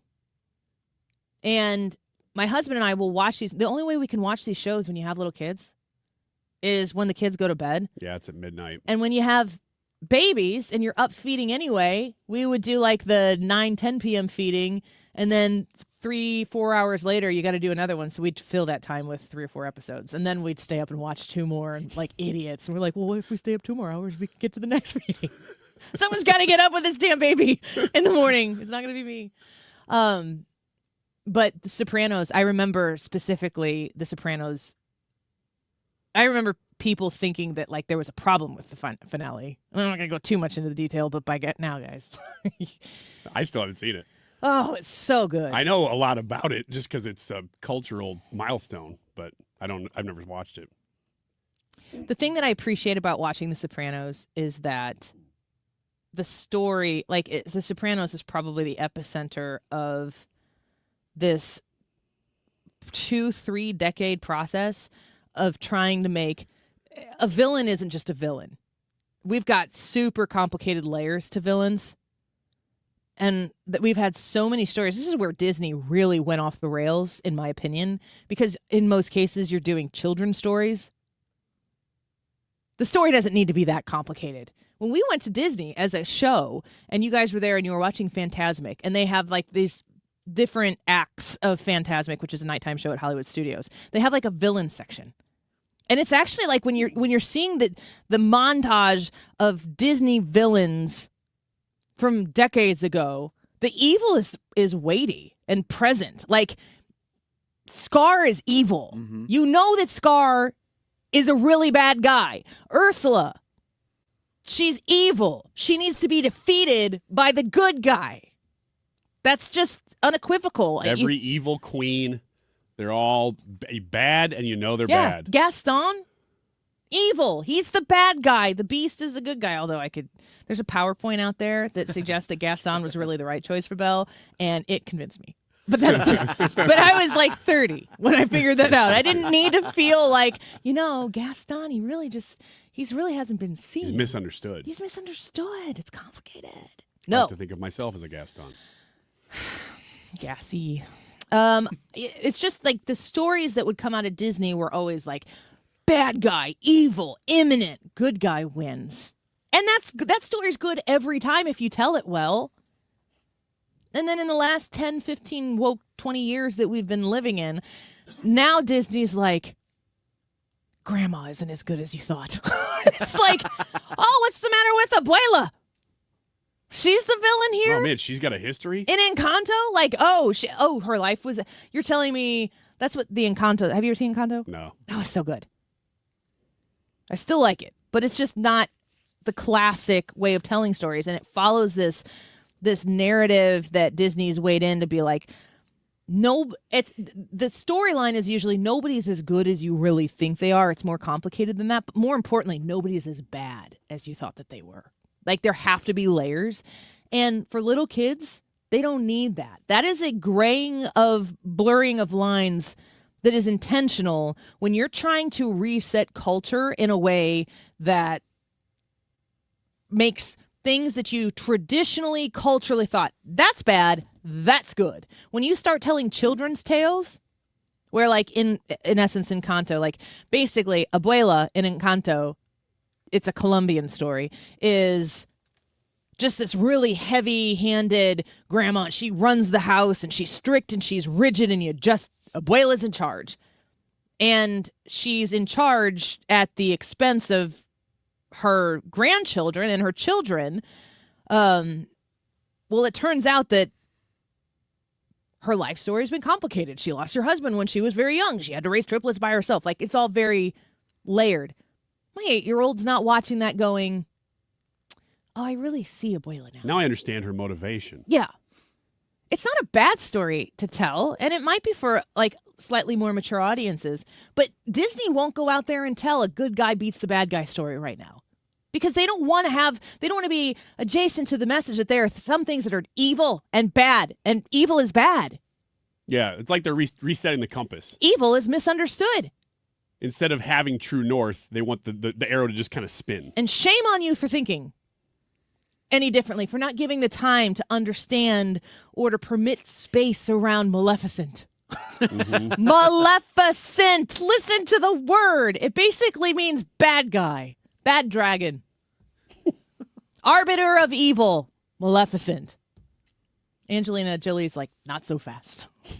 I actually kind of like Maleficent too. But give my kids an understanding of good versus evil. But you're talking about different audiences. You yourself would like it in a different way than it's meant for a kid. Mm-hmm. That's the point. And when we were at Hollywood Studios and you guys all saw that show for the first time, we all kind of came away with that, like, gosh, that good versus evil story is a really important story to tell. And we, because this is our worldview, there is a scriptural biblical element to understanding and acknowledging abject evil and the necessity of its defeat. Yes. So when you see the world that way, and then you see people trying to blur lines, then everything kind of gets enveloped in that whole more, I'll say, secular, worldly perspective. But if you believe in the existence of good and evil, it is either good or evil. And if it's not good, it is Donate to the Lutheran Scholarship Fund. That's my thing. Wait, just real quick, as somebody who writes this stuff, you have to have. Are you talking to me? Because I don't. No, myself. You have to have an understanding of right and wrong so that you can tell more nuanced stories from that basis.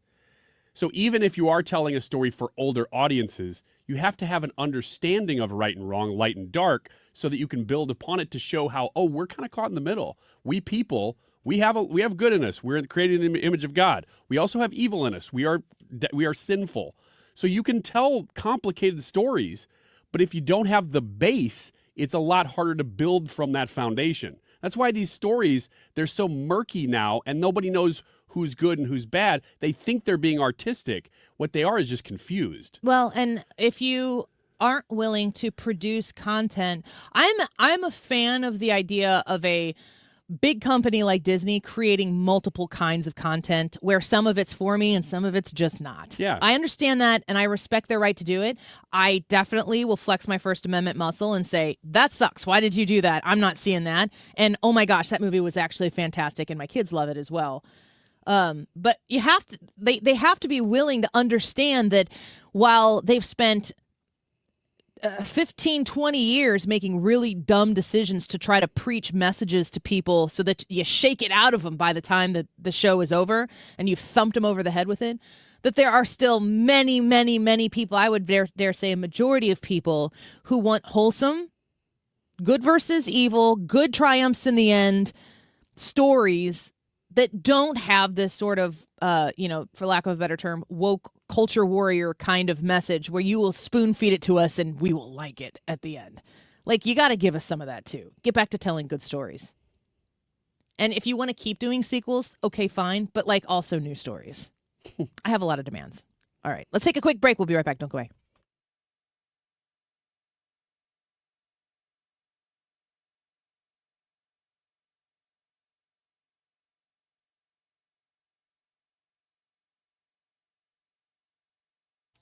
Home Shield Foundation Repair. If you go online to homeshieldfoundationrepairs.com, you'll get connected to all the different type of foundation services that Matt Hayes and his amazing team grown right out of the ground here in St. Louis. It's a locally owned business. That matters. There's a lot of big, like, kind of conglomerate folks that do what Home Shield Foundation Repair does, but Matt Hayes knows what St. Louisans are facing. If you're in Missouri and Illinois alike, he can service your foundation concerns on both sides of the river, and he's accessible. 314-271-9900. Call 314-271-9900 and talk to Matt Hayes about how you are experiencing that wet basement problem, the cracks in your foundation, you're reorganizing in your house, you're getting the totes out, you're putting the totes back, or maybe getting rid of some stuff, and you've exposed part of that wall downstairs that's got you a little concerned. Just have Matt Hayes come out and tell you what he can do for you. You're going to be with somebody you can trust. 314-271-9900. Online at homeshieldfoundationrepairs.com. License number E2014A. Hey, it's good to see you.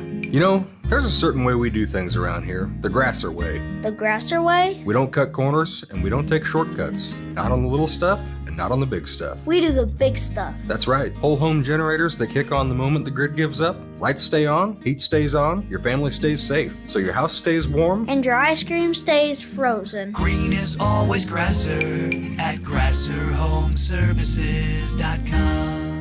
Hi, I'm Joe Cordell of Cordell & Cordell, America's largest family law firm. During this time of year, difficult relationships sometimes become impossible. If you or someone you care about is facing a family law issue, let us set up a 1-hour Cordell Consult. The Cordell Consult is a meeting with a local attorney who will give you clear guidance about your options, whether it's a separation, a postnuptial agreement, divorce, or custody. CordellCordell.com. The choice of a lawyer is an important decision and should not be based solely upon advertisements. 600 Kelwood, St. Louis.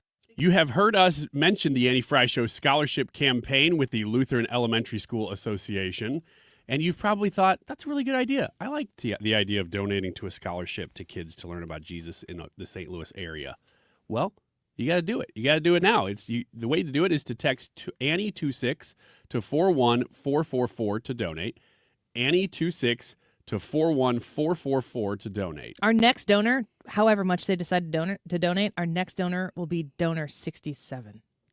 Ah, and the kids love that, right, Ethan? Say the time Donate check right now. $67. Time check. Be the 67th donor with $67. And if you choose to put your name on it, great. Or $6,700. Also fine. That would work too. Also fine. If you leave it anonymous, I will make up your name on the air.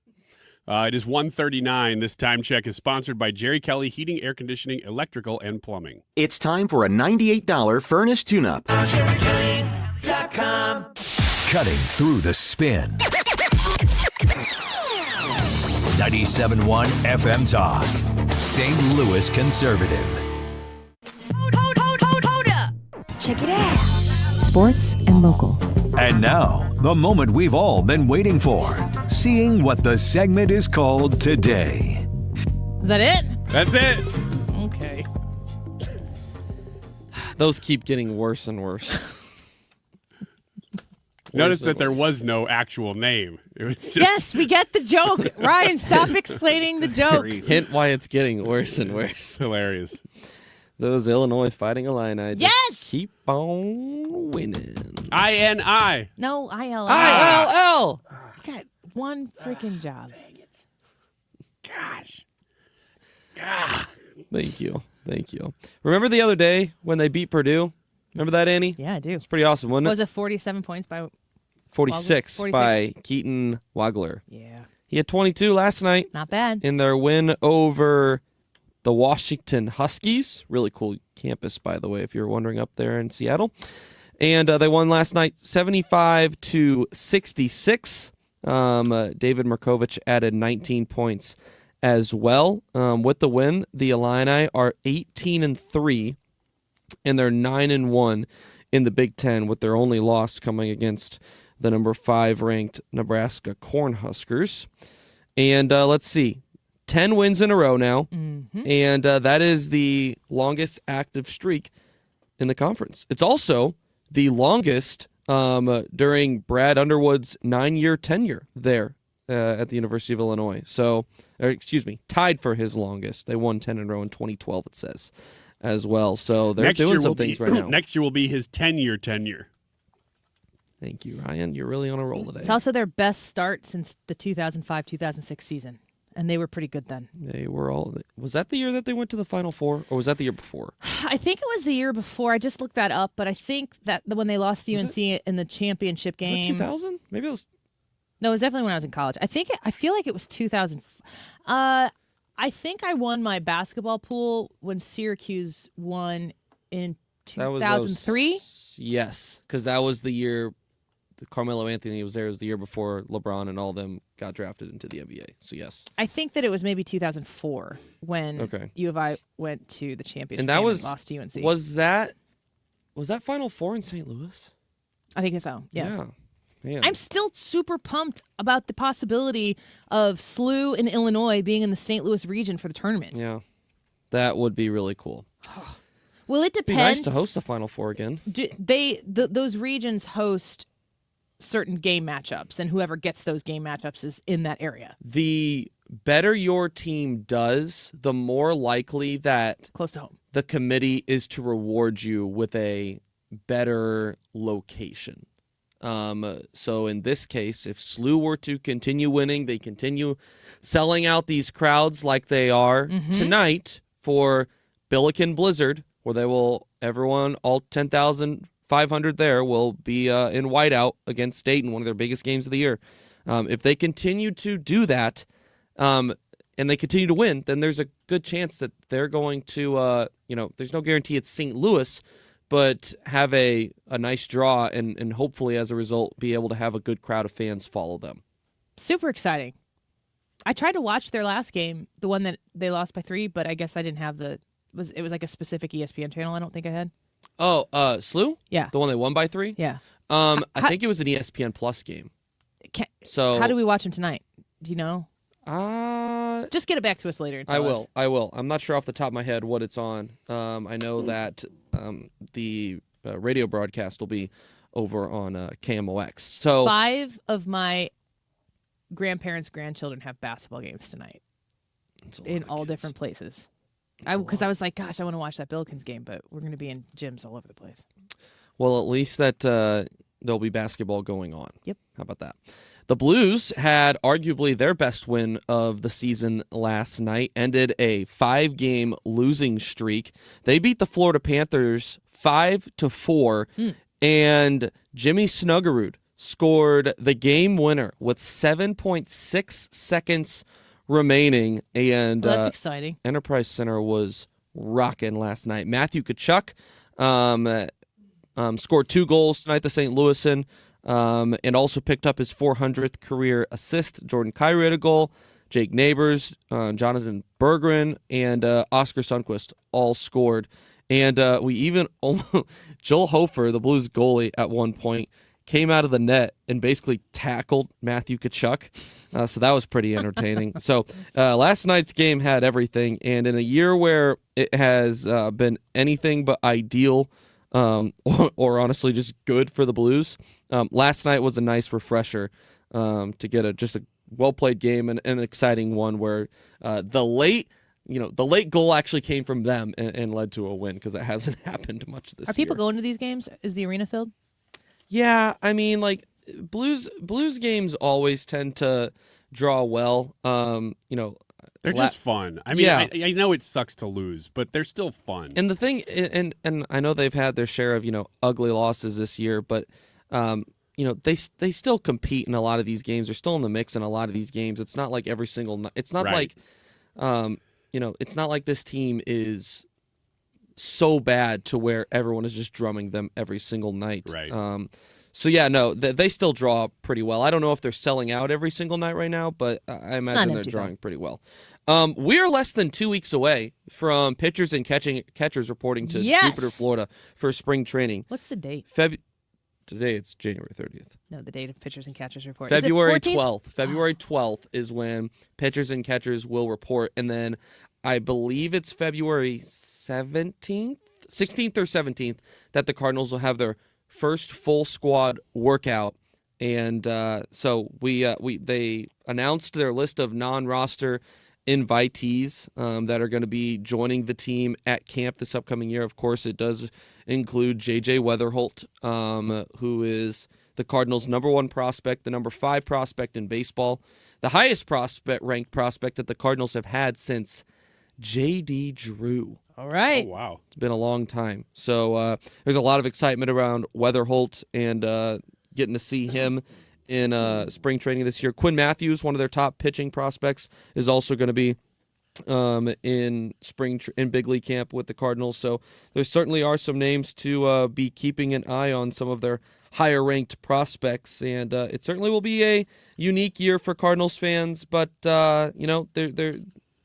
things are starting to move. So, give us something to root for. Yeah, exactly. There is going to be a change up in the broadcast booth this year. Alexa Datt, recently in the last couple of days, who was a pre- and post-game host, as well as a sideline reporter when Jim Hayes wasn't on the road. She is no longer going to be on Cardinal broadcasts. She recently just got hired back near her hometown with the Washington Nationals, so she's going to be the pre- and post-game host for the Nationals, doing the same role. So the best of luck to Alexa. We will miss her certainly here. Alexa who? Alexa Datt. She's great. So Scott Warman will have all of the pre- and post-game hosting duties, Cool. Good as for far Scott. as I know this year. Scott's great. Yeah. All right, let's take a quick break. Go vote in the YouTube live chat poll and tell us what we should use as our grading system. We're all about school choice this week, and of course, Lutheran schools as well. Text Annie26 41444. That's Annie26 41444, and make a donation to help grow the Annie Fry Show scholarship for Lutheran education here in the bi-state region. We'll be right back. Election year and 97.1 home for every twist and turn in the 2026 midterms. 97.1 FM Talk. Keep it here for radio coverage that's 25 years strong.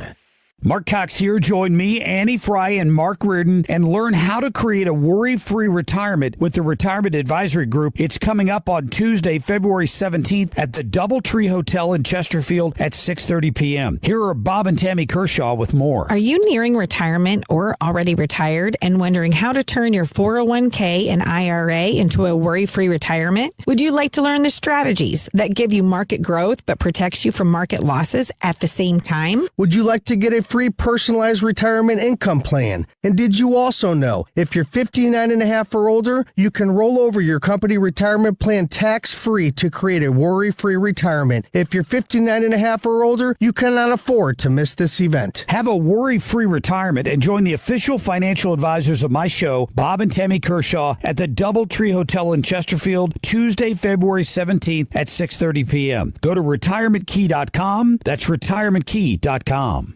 Insurance companies often have a basic strategy: delay, deny, defend. Some try to grind you down, but they have another tremendous weapon, a software called Colossus. They know which attorneys are great and which are not so great. They know who is likely to take the last offer and who will take them by their scalp, kicking and screaming to trial. They know that they have to pay some firms early and fairly. I'm John Morgan of Morgan & Morgan. The insurance companies have done their homework. Before you hire a lawyer for your injury case, do yours. Visit forthepeople.com and see our settlements and verdicts for cases like yours. We became the largest injury firm in the world for a reason. When you hire the wrong firm, you may be beat before you start. All law firms are not the same. Morgan & Morgan, forthepeople.com. The choice of a lawyer is an important decision and should not be based solely upon advertisements. Past results afford no guarantee of future results. Every case is different and must be judged on its own merits. You're listening to The Annie Fry Show. 97.1 FM Talk. St. Louis Conservative.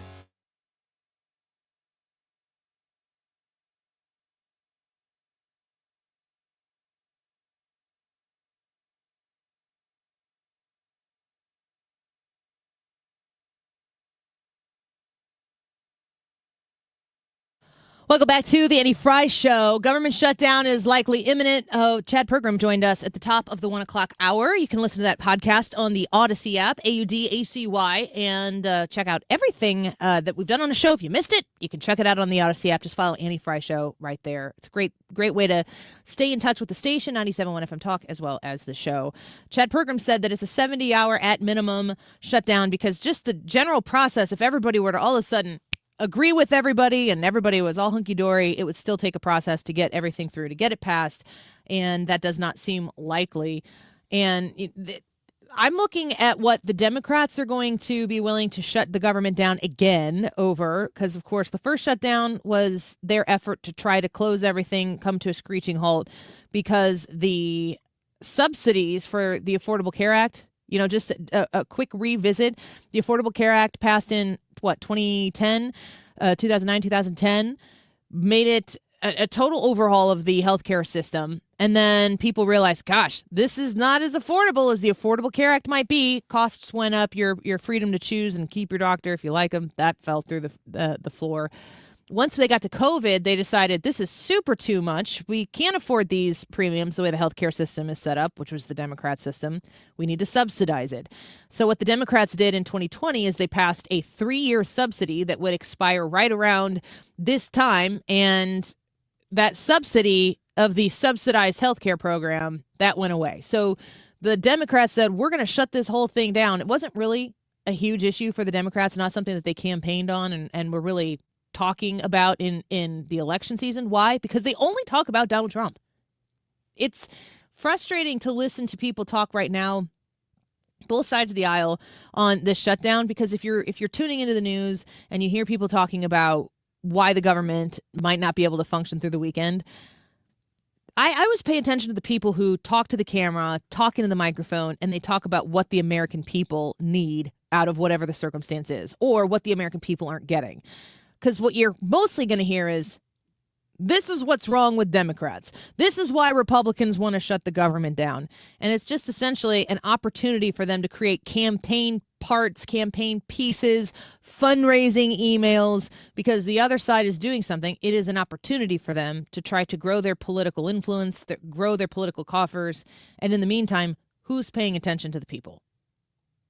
I actually feel as though President Trump has cut through a lot of that noise and been able to speak to the people in a way that we haven't seen in the past, more so in his second term than his first term. But there isn't a ton of attention in this shutdown process that I feel like is being geared towards the American people. I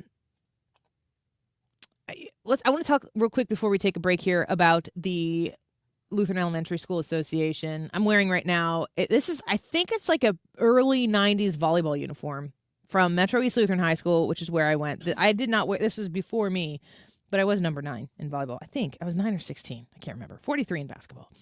But sporting my Metro East Lutheran High School jersey and celebrating School Choice Week this entire week, National Lutheran Schools Week as well. Erika Donalds was with us in the 12 o'clock hour, and we were talking about the big, beautiful bill and what it has done for families across the country for school choice. This is something you're really going to want to be paying attention to come January of 2027, when this really gets set in and school choice becomes much more accessible for more people.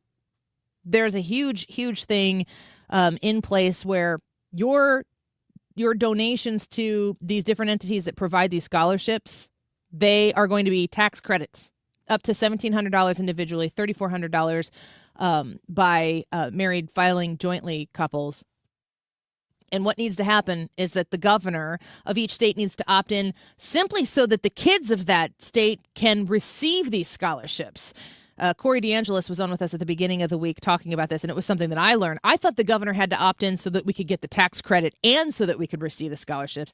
No, that's not it. It's a federal tax credit, so everybody who pays federal income taxes is going to be able to benefit from that $1,700 tax credit. It's essentially saying, do you want your $1,700 to go to the federal government, or would you like to provide it to an entity that can provide school choice for somebody in your community? $3,400 if you're filing jointly, of course. And Erika Donalds was talking about how this is going to be implemented, how it's going to provide options for kids, opportunity for kids. It's just an incredible step forward in school choice. I don't know where the Department of Education is going to be at this time next year, but the Trump administration has definitely invested in our kids. And that's what I'm talking about. Policy that actually affects the citizens, the taxpayers, people exactly like you. And we're trying to do the same thing here on the Annie Fry Show by growing our Annie Fry Show scholarship. Do you have $25 to give? Be grateful to receive it. Text Annie26 to 41444. Annie26 to 41444. Back in a minute.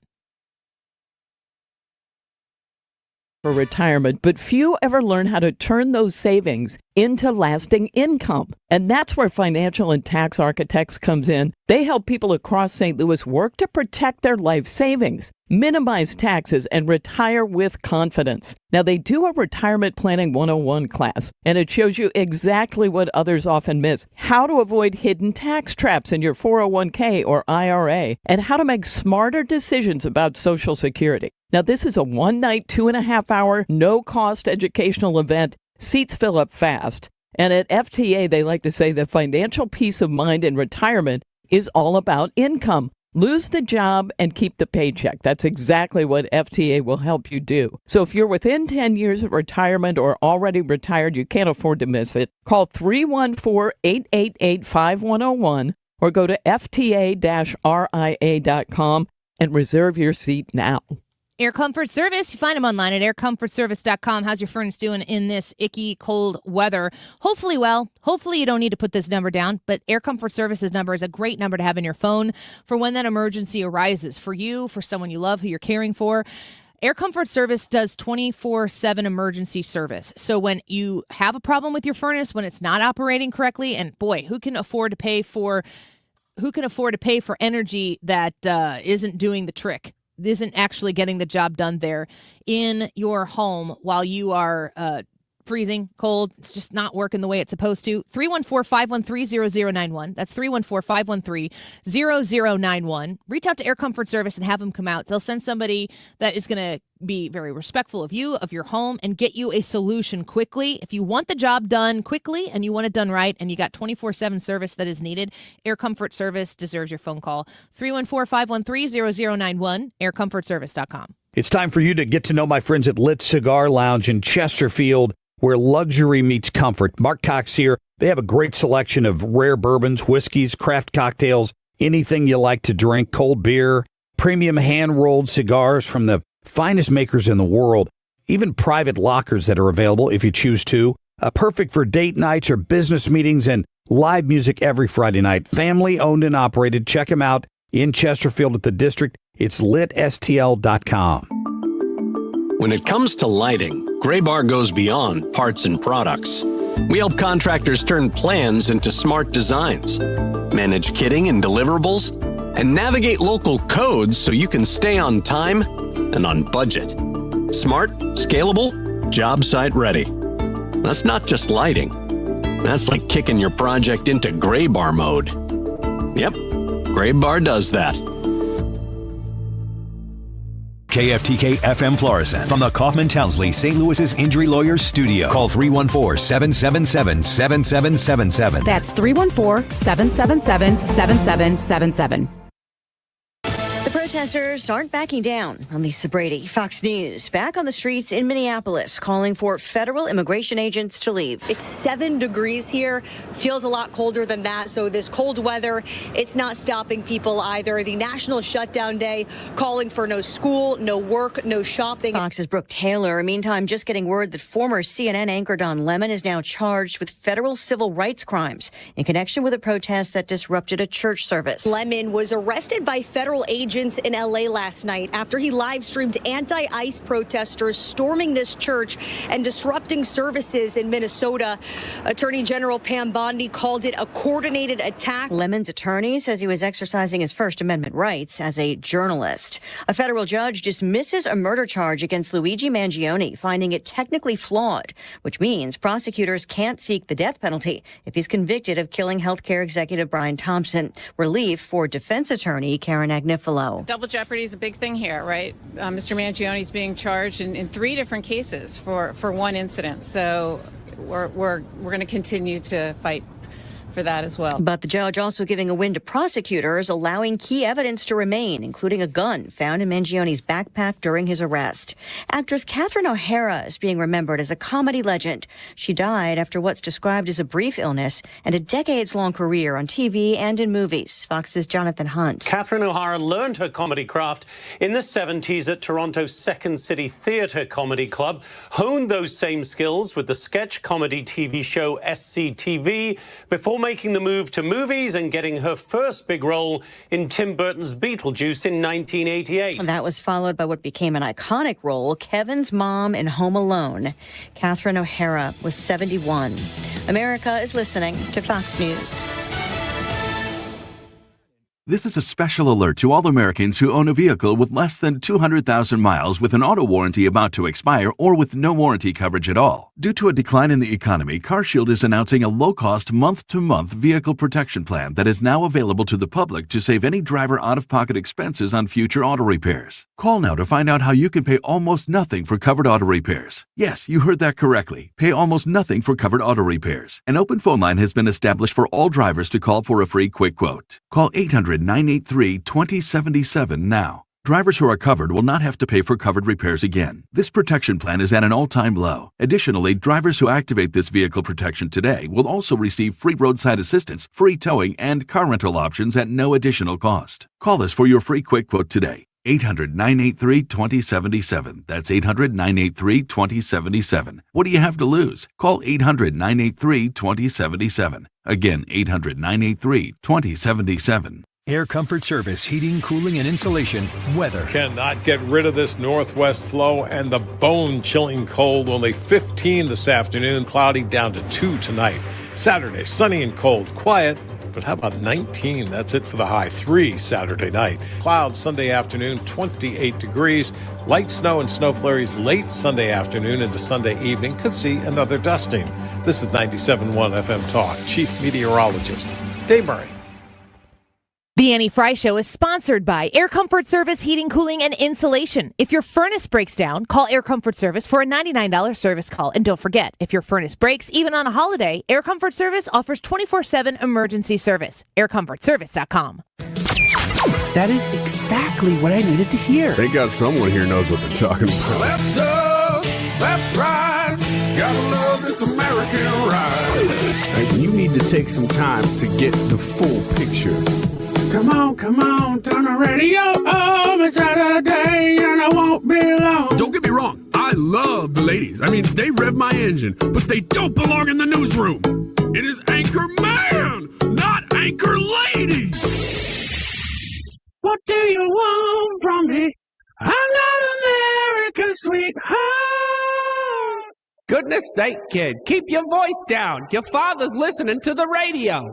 I'm not America's sweetheart. This is the Annie Fry Show. I don't know if somebody did this on purpose. I can't even really believe this is actually happening. I think that there are children across the entire country whose mind would be blown right now because we just got our 67th supporter for the Annie Fry Show scholarship for Lutheran Elementary School education. So our 67th supporter anonymously donated $259 to make our scholarship total $6,767. That's a winner. 6-7. Everybody at the same time now. Let's go. 67 by 67 supporters. What?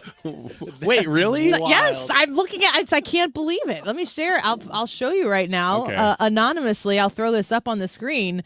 That's why I'm looking at this going, oh my goodness. Oh my goodness gracious. We're trying to, in 2026 here, raise $15,000. Last year, we were able to raise $16,000 and get a $10,000 match, which was incredible. Over the course of 2026, we're trying to duplicate that that was 2025. It is now 2026. So we're on our way to 45% of the way to our goal for the year, which is incredible. So if you want to make a donation, if you want to, I don't know how you can out 67 what's going on right now.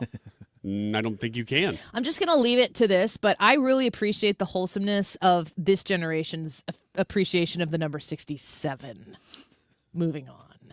So if you want to make a donation, you can text Annie26 to 41444. Annie26 to 41444. You can also go to the website LESASTL.org/Annie. Guys, you have out 67'd yourself. That's incredible. I looked at that and I was like, oh, we got 67. So, oh my gosh, we have what are the odds? I can't wait to show Somebody my kids did that on purpose. I know. And if you didn't, yeah, Dale on our comments said they put thought into that. Yeah, there might have been a calculator involved. Pretty incredible. Of the children in my house that will love this the most, it will be the 4-year-old and the 9-year-old. Oh, yeah, the younger they are. Significant eye rollage from the older ones, but they will not be able to not do the hand thing. They can't stop it. When I teach Sunday school, if I teach the 5th and 6th graders, they're kind of over it. The 3rd and 4th graders love it. Do you know why the older ones are over it? Because they think it's passé. No, because the little ones love it. Well, yeah. They've gotten to the point where it's like, oh, the thing that was cool, now everybody's doing it. It's not cool anymore. Right. Last night, the score of the Illinois game, I believe, was whatever to 66. So we were watching with intent to find out if they were going to be able to score that extra 67th point. It did not happen. Great defense by the Illini. You were rooting for a free throw. One of us was. I was trying to take a nap. I got home last night, so I had an early day yesterday. I got home last night, and I had so much caffeine yesterday. I had my traditional super high-maintenance Scooters drink. They just keep coming up with ways to make it better. So I just want to have that drink every time. Now, they know my voice, but I still kind of labor through the order every day. But they know it. But if I don't say it and then it's not right, then it's my fault. So you got to say it. So I got to say it.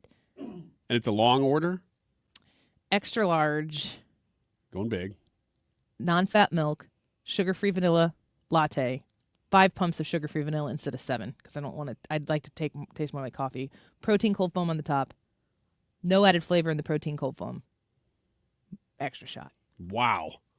Not an RFK fan, are you, with your non-fat milk?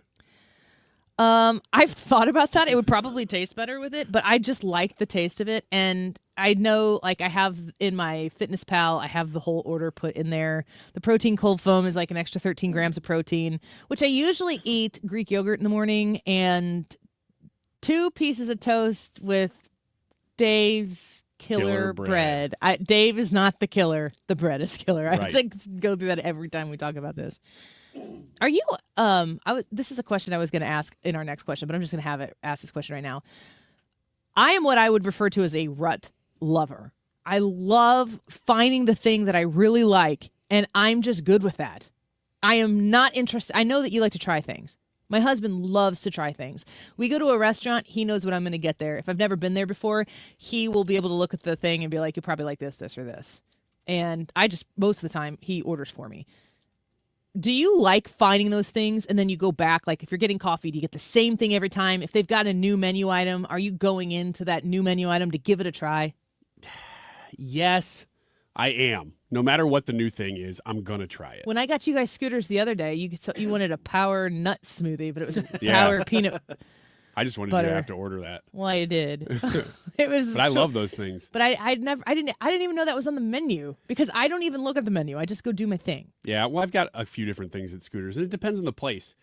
Because if it's a place I go to regularly and they offer a new item, I have to try it. Really? Aren't you? Yes. What if you don't love it?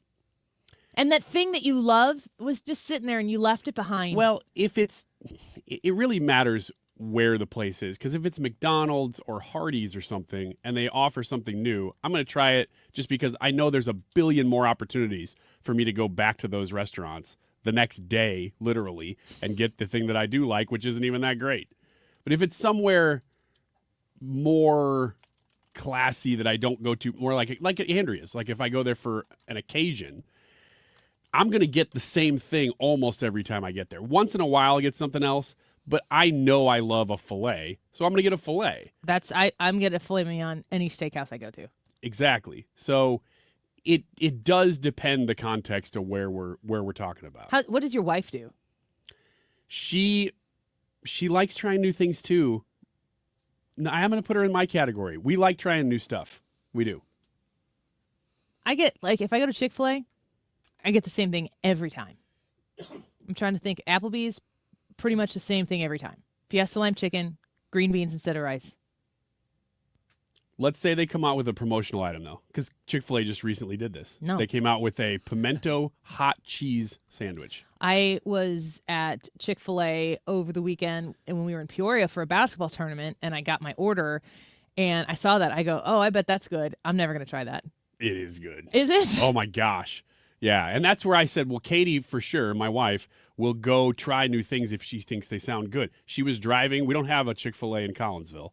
She was driving to Edwardsville or driving to Fairview to get just that sandwich because it was promotional and she wanted to get it while I was out. But we love trying new stuff. Chick-fil-A is also, there used to not be one in Edwardsville, which is where we would go most often, but there is one in Belleville, like right by the college or whatever. So anytime we would go play sports in Belleville, it was Chick-fil-A time. It was kind of something special. Now I can have it whenever I want. We don't go that often. Yeah, I get that. When we do go pretty often, though, because it's one of the few places that all the kids say, yes, I love that place. I know what I want. Yeah, we do the same thing there as well, for sure. If you want to donate to the Annie Fry YouTube or to YouTube live chat poll, you can donate your vote by going to the Annie Fry YouTube channel and voting in our our 4-option daily poll. We always have this grading scale.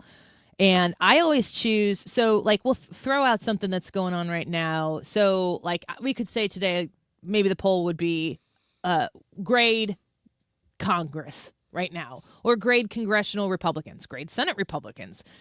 If I say grade congressional Democrats, I kind of know how that's going to go. Like nobody is going to be like, I don't know, is it a A or is it a B? I get it. Some people will, but the vast majority won't. But we only get 4 options on our YouTube polls. So the question, the way the poll results usually are positioned is A, I combine B and C, D and F. So then we get blowback on that because people think we should do it differently. What's your thought on the appropriate grading scale with the 4 options? And knowing the questions that we traditionally ask. I'm going to say A, B, D, F. So the last option is to just take C off the board. Take C out. You can't choose average. You have to choose slightly above average, very good, slightly below average, very bad. Like you think C is a cop-out? I think it's the best of the options given. I don't know that I love not having a C, but since you have to choose one to be gone. Which of the options that are there do you think is the worst option? Combining which one? D and F. Because that's just different versions of failing. Although C and D could be argued too. I don't know. The lower end ones are the worst option. Your traditional one actually is my second choice, which is A, B/C, D, F.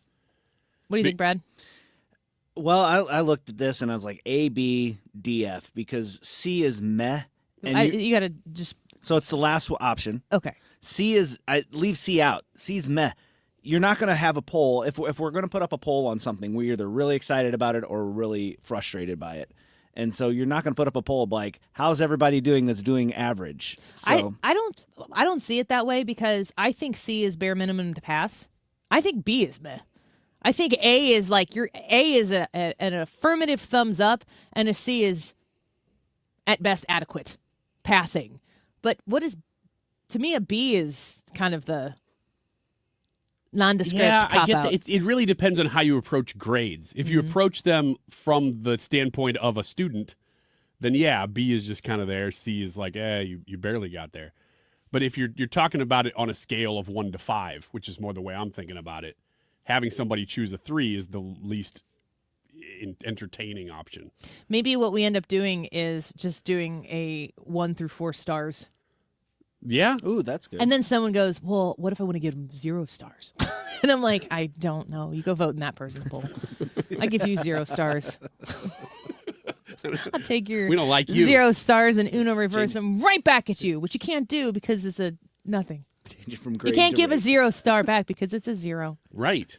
It's another conundrum. Uno needs to address that. My kids got my son for Christmas Uno No Mercy. Oh. And one of the rules of the game is once you get 25 cards, you just lose. Really? Yeah, and I feel like when my kids were playing it with Jared the other day, Like Jensen maybe got one turn and she just lost. It's a quicker game. That should just be a traditional rule. 25 cards? How you coming back from that? I don't know. We play a lot of Uno in our house. Uno Attack is a super fun game. You push a button and it spits cards out sometimes. It's fun and exciting, especially for kids, but everybody can play it. Because everyone, like if you know colors and numbers, you can play Uno. Mm-hmm. But we'll take different decks that come out and shuffle them together. So it's kind of a lot more cards there. You can hold a lot more cards that way. It is no mercy. I told that story at my grandma's funeral in October. That is one of my earliest memories of life is playing Uno with my grandma. Really? Yeah. Aren't grandmas just the best for games? They pay attention to you as a kid in a way that your parents just don't have time to. Did you play games with your mom growing up? Yeah. Like, did she stop to play games with you? Yes, but there's something about with grandma that just sticks out more. Yes. I don't know that my parents were playing games with us. They kept us alive, well-fed, and warm. Right. And in the 90s, folks, that's how things did. Scooter commented on the poll, I'd like to see a Trump poll with 4 options, A+, A++, and A+++. Okay, that's tomorrow. We can do that. That's our Saturday poll. Fair. If you'd like to support the Annie Fry Show Scholarship, last day to get in there on our on-air drive, but we keep the support option open throughout the course of the year. Please join us. You can text Annie26 to 41444. That's Annie26 to 41444. Right now we have 67 supporters, and our total funds raised $6,767. You cannot make this stuff up. We'll be right back.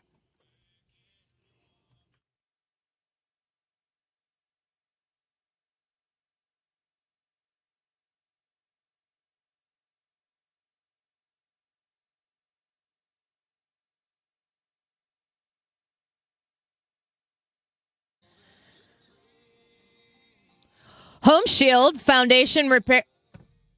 I'll start that over again. HomeshieldFoundationRepairs.com is the website. If you think that you've got a concern with your foundation, Home Shield Foundation Repair can give you the answer as to whether you have a problem, B, big problem, or C, no, you're fine, you're good, you'll be okay. 314-271-9900. That's 314-271-9900.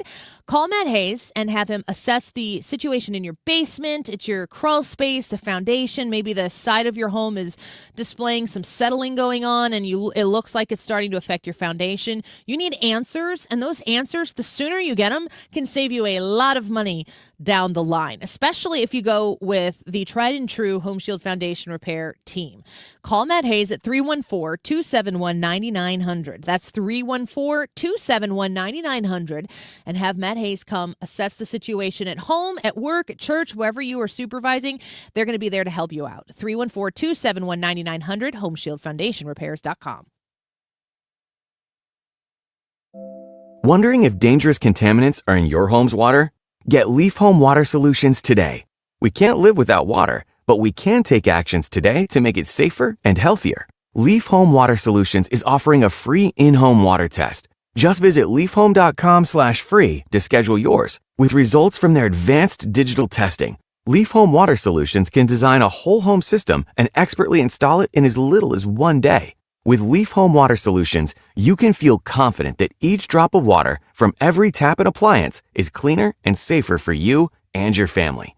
We can't live without water, but we can take actions today to make our family's water safer with Leaf Home Water Solutions. Schedule your free home water test today at leafhome.com/free and save 15% on all home water treatment systems. That's leafhome.com/free for your free home water test and 15% off. leafhome.com/free. Rhino Shield is engineered to outlast paint by a lot, backed with our 25-year transferable warranty. Paint a house, shield a home. We do brick, block, stucco, asbestos, steel, aluminum, cedar, and more. We are the only coating company selected by Disney, This Old House, and 3 times on HGTV's Curb Appeal, where all 3 episodes concentrate on unpainted brick. If you maintain or own a business with a tired-looking building, you owe it to yourself to look at Rhino Shield and our beautifully durable color schemes. Evaluations are free. We're making buildings pop and be noticed again, from Champaign to the Lake of the Ozarks, exceeding expectations every day with our products, people, and performance. Now is the time to call 877-25 877-25-RHINO, 877-25-RHINO, or go to 877-25rhino.com and see how honest and transparent we really are. Tell them, ladies. Don't paint, don't Rhino, go Rhino Shield. Never paint your house again. Rhino Shield. Start the new year off on a healthier note by taking Active Liver supplements from New Nordic every day. Available online at Amazon or NewNordicUSA.com or at your local CVS, ShopRite, Meijer Grocery, or Wegmans. You're listening to The Annie Fry Show on 97.1 FM Talk, St. Louis Conservative.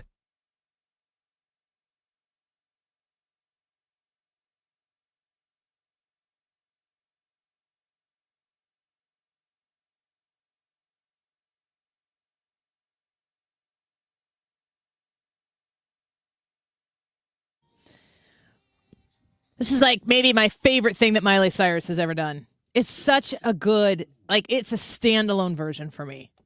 She's so good. I'm not a huge Miley Cyrus fan. Huge Hannah Montana fan, though. Miley Cyrus is so talented and got so weird. But if you grow up in the spotlight the way she did, of course, her dad being Billy Ray Cyrus, so it's not like the only fame she has is her Hannah Montana. She was kind of born into it. But she is an incredibly talented singer. Just kind of hard to watch sometimes. Yeah, I wonder if she's turned the corner, though. She kind of seems like it. She's acting. I think she even did a song that was about how she's grown up. Remember when I used to do this crazy stuff? Well, I'm an adult now. Yeah. I think there's a song that she made that's that message. There's an article I came across in The Guardian, and curious what you guys think about this. Mothers on social media are advocating a tough, no-nonsense approach to parenting. They're calling this FAFO parenting. Okay. Which sounds familiar to, I think, our childhood. Kind of. Like the idea of actions have consequences. And I think that I don't really know when it actually started. Like, where did it go from? We talked about this recently, but we grew up where our parents were living adult lives and we were living kid lives, and your parents cared for you and provided you the things you needed, but there was a lot of a kid's life that your parents didn't really know about. It's not that they didn't care, but they didn't care. You go out and play for hours on end. Did you guys do that? Oh, yeah. And not end up you don't have to touch base. You just come back when it gets dark. Yeah, pretty clse to it. Or come back for lunch, depending on what time of day. Would you let your kids do that? No, not really. I mean, if they were within sight. Because if we can see them. But you'd be looking at them. But we would have to. Would your parents be looking at for you? No. No. I would go on all-day bike rides miles away from our house, sometimes by myself. And that sounds fun right now. Do you want to talk about that instead? Kind of. The Guardian has this article up here, and I just find this to be interesting and a little exciting. By Emin Sainer is the author. A couple weeks ago, a video posted on TikTok by Paige Carter, a mother in Florida, went viral. Carter explained that she had thrown her daughter's iPad out of the window when she had been misbehaving on the way to school. And she films herself retrieving the tablet, now with a cracked screen. The video has been watched 4.9 million times, and Carter was congratulated in the comments, with one person writing, "Learning FAFO at an early age, top-tier parenting." And then another, "Welcome to the parenting trend that doesn't seem to be disappearing. Screw around and find out." It seems a bit much. I've thought about doing that stuff before. Oh, you got a problem with that? Fine. Roll the window down. Boom! And then you drive. You just got to stun them one time. Don't your kids have to grow up knowing? Kind of like Donald Trump. They're 5% crazy. And if you're going to tap into the 5% crazy, now your kids are going to get a little older and start testing boundaries a little bit more because you have really well-behaved kids. Here's more from the article before you comment. In another video, when a small child announces he's going to leave home, his mother says, "See ya," shuts the front door behind him and turns off the outside light. Then opens the door to see him screaming and pounding to be let back in. He had learned, said his mother, quote, "the meaning of FAFO." I like that one. That's the stuff that, how many people of our generation said they were going to run away and the parents are like, "Let me get your suitcase." Yeah. They know you're not actually going to run away, But the kids are manipulative, and they're threatening you, and an entire generation, it seems, has been like, we need to talk about big feelings. I got some big feelings. Give me that phone. I'm throwing it out the window. PragerU just came out with a video it's a fake video, obviously. It's like a skit of a mom doing that exact thing with her kid in a Walmart aisle somewhere, just getting down next to the kid. He's like 2 years old and going, I understand that you're having big feelings right now. And I don't want you to feel any anxiety. And the kid's just going, meh, you know. It's funny, but it is an exaggerated version of what we sometimes find acceptable now. Can you imagine your parents, like when you were 2 or 3, sitting down to be like, let's talk about your big feelings? If they had, I wouldn't be here. I wouldn't be able to handle it. And it's interesting to look back on parenting in the 80s and the 90s. And if you just kind of tell the stories of how it went, it seems a bit rugged, one might say, compared to how people parent now. I'm as a parent, I tell my kids, like, you have a huge amount of freedom, a ton of space to live your life in, but these are the boundaries. When you get outside of these boundaries, I'm coming at you fast and I'm coming at you hard. And you're going to get back in the boundaries. And then I'm like the fun parent inside the boundaries. But I'm psycho if you're on the outside of the boundaries. And that's good parenting. And that's also good coaching. It's good teaching. It's the way you interact with children. You say, here are the boundaries. If you stay within this, we're going to have fun. Life is good. Let's go. But you have to know right from wrong. And the wrong way to do it is going outside of these boundaries. If you stay within them, we're good. That is the way my wife teaches her classrooms. Is she 5% crazy? Yeah, a little bit. You like that 5% crazy. Do you, I think back on our childhood, and I wish that my kids could experience the level of freedom that we had, but you can't go back to it. And I don't think necessarily that first of all, the world is so incredibly different now than it was then. You add in the internet and the freedom at your fingertips, like the understanding of the freedom that a kid has if they have people will talk about a phone, but really it's a computer in your hand. It's the internet, it's social media. If that kid has that phone in their bedroom, unsupervised, they have access to the whole world right there in the palm of their hand with no life experience to establish guardrails around what is and is not appropriate. And of course, natural human curiosity. Do you think there's a happy medium between the big feeling parents and the come back tonight if you want a warm place to sleep parents? That's kind of how we grew up. Well, if you want to say happy medium, but I would lean very much toward the tough love side of that. Because if you go toward the big feelings people, they don't. It's a lack. We were talking about this with the Disney stuff. It's a lack of having any real truth. It's a lack of having rules, boundaries, the understanding of what's good and what's bad. Because it's all led by feel. Feel. And I know that when I feel something bad, that feels bad, so I don't want you to experience that. Are there any things that are good that feel bad? And are there any things that are bad that feel good? Yeah, discipline feels bad. Always feels bad, no matter what age you are. Exercise is vegetables. Discipline. Vegetables are discipline. They feel bad. But I mean, it's a lot. I mean, a lot of the things, like if everything is about your feelings and getting you to the place where you feel good about it, you're going to let a lot of things in the door that shouldn't be. And the growth really happens in your life when you push through something that is uncomfortable. The other side of the uncomfortable thing is where a lot of the really good stuff is. And the things that feel good immediately in life, a little of that, depending on the thing, can often be just fine. But if you get hooked on the little of that and you get more and more and more of it, that becomes very bad very quickly.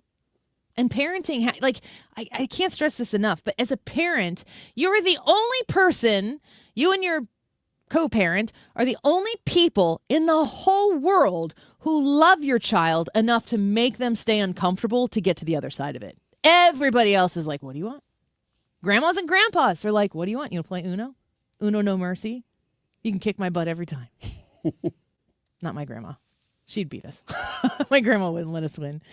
That like parenting role where you have to really be willing to step in and be the bad guy for the greater good of your child.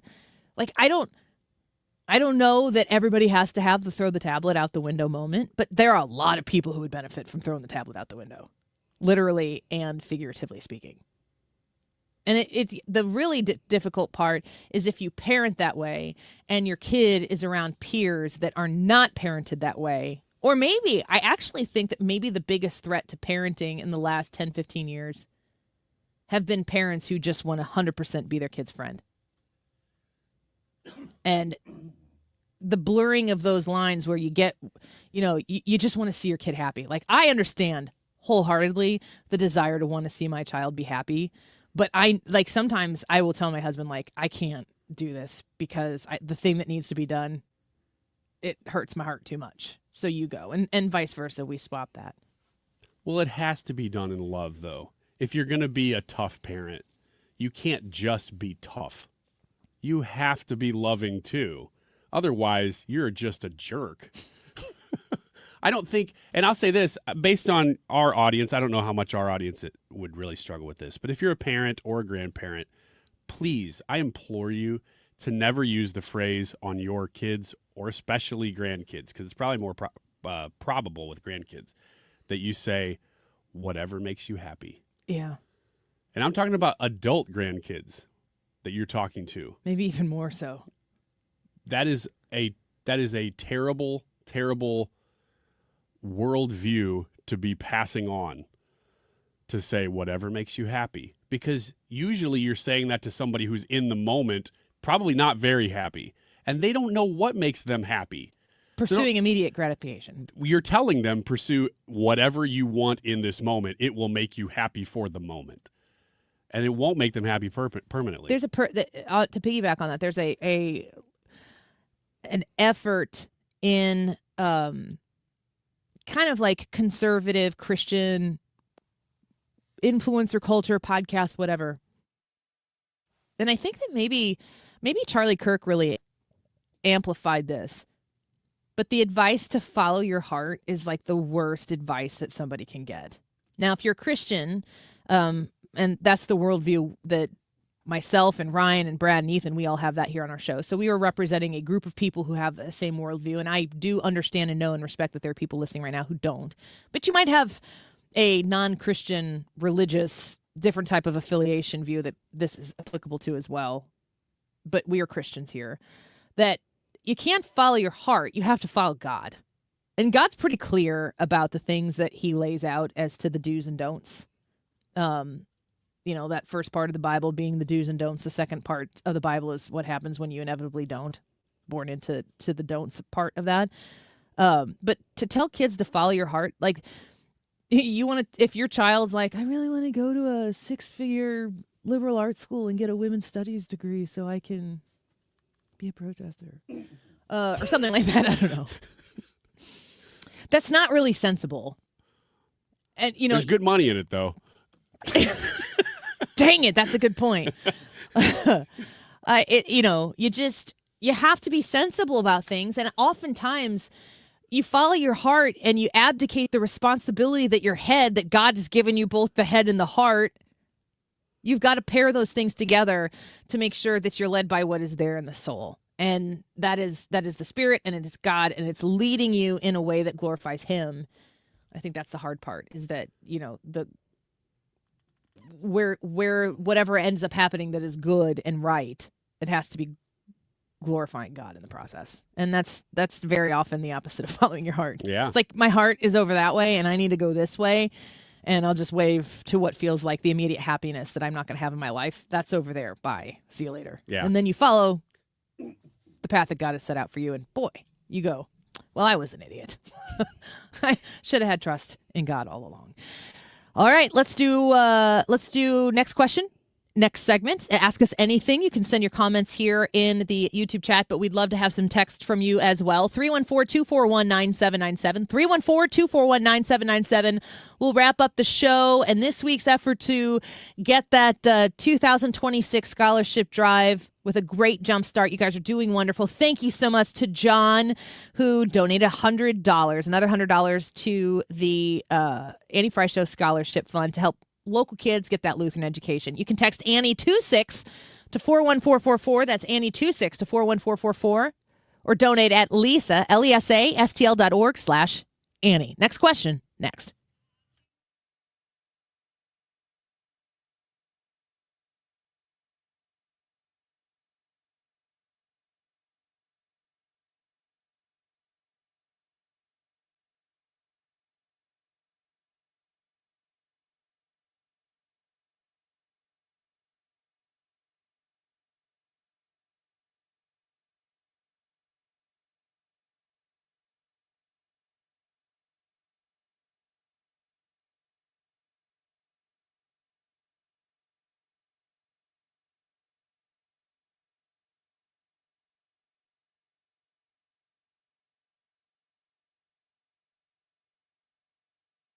Retirement Advisory Group, reminding you we've got an event coming up here Tuesday, February 17th at 6:30 p.m.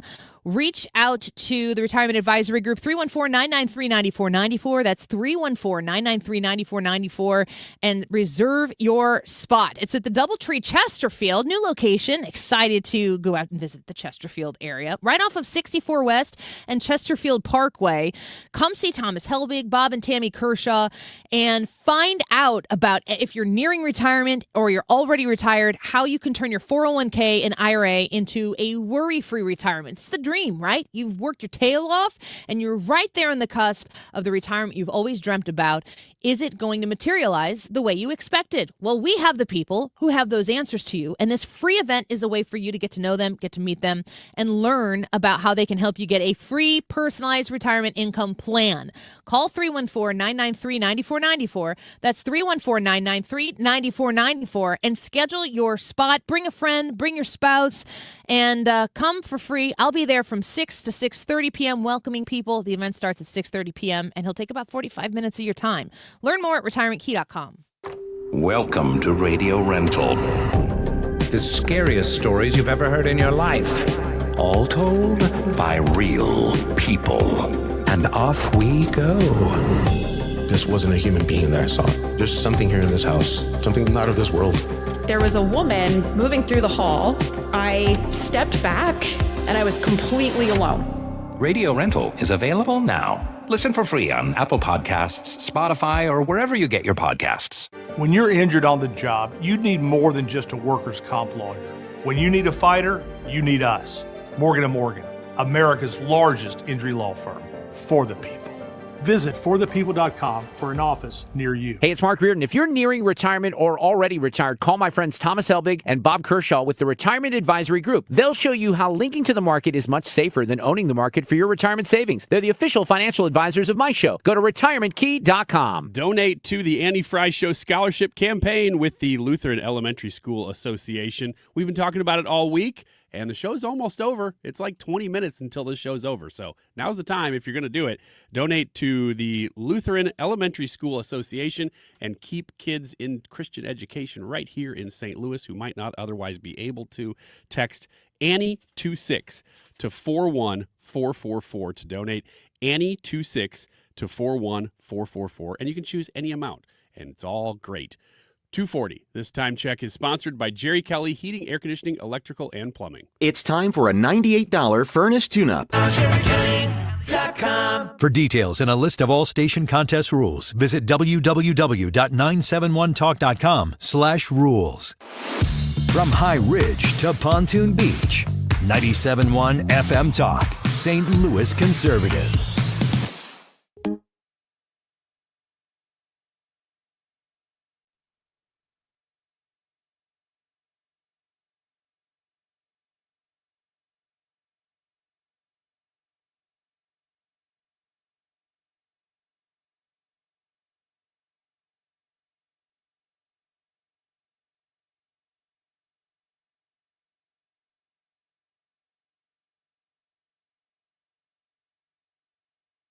Welcome back to the Annie Fry Show. As you just heard Ryan say there, we are wrapping up the jumpstart to the Annie Fry Show Scholarship 2026, and we are 46% of the way to our goal for the year. So please consider going to lisastl.org/Annie. Get us over that 50% mark before we move into the rest of 2026. Today is January 56th, so we're pretty close to being done here. Has January gone on forever for you? January 56th, huh? Yeah, that's what it feels like. It does feel like this month never ends, but the problem is it's not like February comes and you go, oh, finally.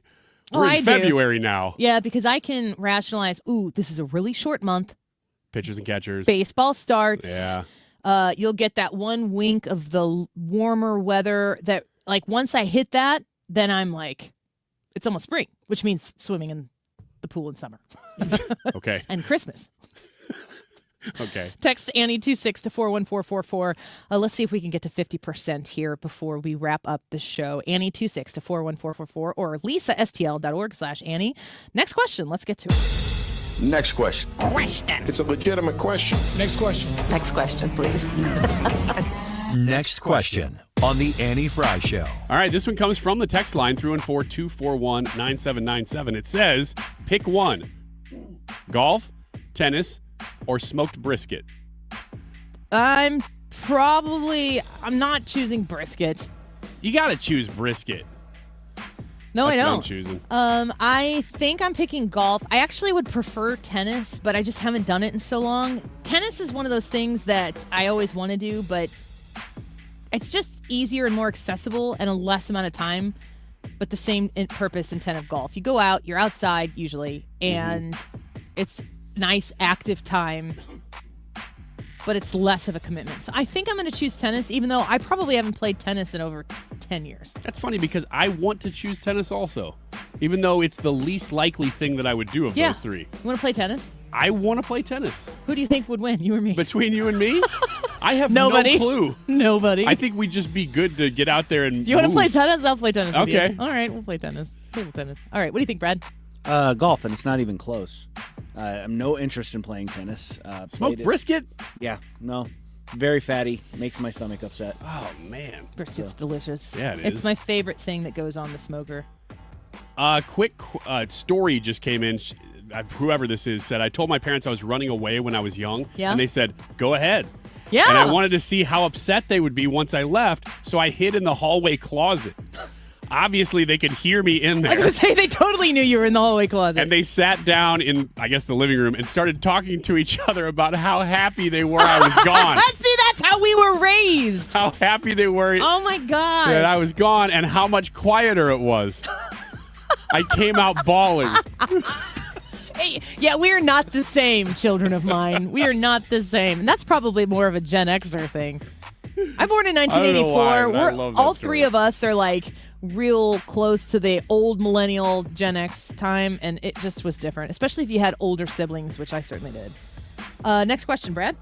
When and who was your very first crush? And this doesn't have to be like a romantic crush, but just, innocent crush. What's the difference between a romantic crush, I guess and an whenever you innocent get older, crush? like those more serious, I want to date this person crush. I mean, in second grade, I definitely wanted to date JTT. JTT. My brain was not working that way when I was in second grade. That's because you're a boy. It takes a long time. I will say that my answer to this, and I asked, did we do this question already? Because my parents recited their farmhouse, a centennial farmhouse, and it was in 1992 or something like that, and I got teased for having a big crush on who? Danny. And why? Because it rhymed with Annie. And so I was like, all right, I'll ride with that. And so I just liked Danny for a while. And so on the side of my parents' house, I have in Sharpie marker written like Annie Heart Danny. Ooh, that was a mistake. It was not a mistake. It was super innocent, and it was like it was that week. But that's what I mean. You'll never forget it now. It's not a contract. I'm not obligated to anything. There was no prenup in the week-long second grade rhyming accusation of who crushes should be. I think my concern is that Danny got an undue amount of attention out of that week. You're jealous. No, not jealous. No, you just want to know that you're on somebody's Yeah, that'd be under fine. somebody's siding. Be fine too. Yeah, I can remember. I'm not going to out my brother and sister, but they both had some names written up on the side of the house as well. I can't tell you where on the side of the house because then those people might go to try to rip the siding off and find out who. It's just be hidden for the rest of time or until they tornado reside. just hit Annie's house. Oh, man, that'd be just so right bad. Here. We wrote other things on there too. I don't remember. Oh man, now I want to know. My first crush was probably third grade. Well, I say that because that was my first kiss. Third grade? Third grade. Whoa, player. Yeah, man, I kissed Brooke. Did Brooke? Cute. Did Brooke participate? Did she know it was going to happen? Did you run up and plant one and run away? How'd that go? We were in a hallway somewhere, like outside the gym, and I'm not really sure why I decided to do that, or if she was happy about it or not. I think she was, but I don't know because we were in third grade. Nope, I don't remember anything other than, oh man, that was cool, and that was it. And then Brooke moved away the next year, so I can't even verify that she was unhappy or happy about it because I never really got to talk to her. So I don't know. This is a question I go back to every once in a while. What algorithm have you stumbled into? Every once in a while, you'll realize, oh, I'm being it's like, I don't know why I'm getting this. I'm not interested in it. But then you spend a good week in that algorithm and you're like, I kind of am interested in this. I guess it's Donkey Kong right now. I don't really know why. It really thinks I'm into Donkey Kong, which I guess I kind of am interested in it. The history of it, the fact that it was supposed to be called Monkey Kong and it's not Donkey, but it was a mistranslation from Japan. All that stuff. Good story. Yeah, it is pretty good. Brad, you have any off the top of your head? Yeah, it's computer building. Building gaming computers. I did a little upgrade on my system, and I started watching videos to figure out what's the newest, best stuff.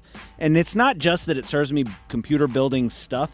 It's the same guy and the same channel over and over and over again. But I watch it, and it's like, he's got really good tips. So it's building a gaming computer. Are you going to build one? I'll probably build another one here in a little bit. I found out whenever I was upgrading mine that I found it really relaxing, really cathartic. I did it over the Christmas break, and I think what I want to do is start building gaming computers and just sell them at cost because it's fun. It's like Legos, but then it's got something functional at the end, and then I'm in a Benson Boone algorithm on What YouTube, is that? and I can't. Benson, the old sitcom? No. Yes. That's a weird algorithm to be in. No, I don't even know what you're like. You don't know what I'm talking about. Yeah. I don't know. You know the guy who sings beautiful things. Please take these beautiful things that I got. Oh yeah. That guy. That's Benson Boone. His name's Benson Boone, and I didn't know this, and I found it out from being suggested to me on YouTube that he went and tried out for American Idol in front of Katy Perry, and Katy Perry is like we're talking Hollywood, or no, we're talking like the auditions that are taped. And Katy Perry's like, I think that you could win this thing. But he comes on to this audition. I didn't know this, but Benson Boone, who has an incredible voice, accidentally stumbled into having to sing with a band on a stage or something he'd never sang before. And he's incredible. And he also does flips. Like Ozzy. Yes. Those are the things I've learned. But he goes and he tries out, and he gets through Hollywood or whatever, and he got to the top 28, and then he's like, you know what? I don't think this is for me. I'm quitting the show. And then he became a huge thing on his own. He just quit? Yes. Huh. He's Okay. like, I want to see. He wanted to kind of see for himself what he could do, and he's like, I just started singing. I don't really know if this is really what I want my career to be. I'm going to put pause on this. And then now he's wearing Elvis leotards and flipping off pianos at the Grammys and stuff. Okay. It's really an incredible story. That's different from the sitcom Benson, which is about a butler. Well, I couldn't say yay or nay to that because I've never heard of it. All right, let's do some more questions when we come back. Real quick, donate to Annie, 2641444 if you want to get in here before we wrap up. We are at $6,867 by 68 of you supporters who have decided to show up and be a part of this. We appreciate every donation, small and large. Thank you to everybody who has participated. We'll wrap it up when we come back. Don't go away.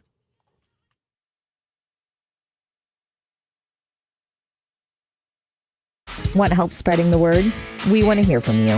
97.1 FM Talk in Action highlights the great work being done in our community. Share your mission at 971talk.com/talkinaction. Hi, it's Mark Cox inviting you to join me September 30th as we discover the charm of Switzerland, Austria, and Germany with Colette Travel. Spend 4 nights in Bern and then 4 nights at the foot of the Alps in Innsbruck. From the cobblestone streets to the postcard-worthy mountain landscapes of the amazing Alps, we're going to explore the Swiss capital of Bern and lovely Lucerne, the Swiss paradise on the lake. We'll travel the Austrian countryside to Salzburg with a visit to Mozart's birthplace, and then Mirabelle Gardens featured in The Sound of Music. This and so much more. Colette handles all the details. The flights, the meals, the hotels, the local experiences. All you have to do is have the time of your life. Don't miss this trip. Meet me and the folks from Colette to learn more at the Lodge at De Pere, Tuesday, February 24th at 2 p.m. Call Colette at 800-581-8942 or go to 971talk.com/events for details. Now that we're getting older, we've been putting more thought into maintaining our health. We knew the water we drink every day could be filled with contaminants, so We called Leaf Home Water Solutions. they came to our home and did a free water test and gave us the analysis right away. We were shocked at what we saw. They found heavy metals like iron and copper. Our own tap water was putting our health at risk, but Leaf Home Water Solutions made it easy to get safer water from every tap and hose. A whole home solution. They have more than 250 product combinations and designed a system that fits our needs and budget. The installation took less than a day. With Leaf Home Water Solutions, our water is safer and healthier. When we drink, when we cook, when we shower, even when we garden. We feel better about our health. Thanks to Leaf Home Water Solutions. Schedule your free home water test today at leafhome.com/free and save 15% on all home water treatment systems. That's leafhome.com/free for your free home water test and 15% off. leafhome.com/free. The Annie Fry Show is St. Louis conservative.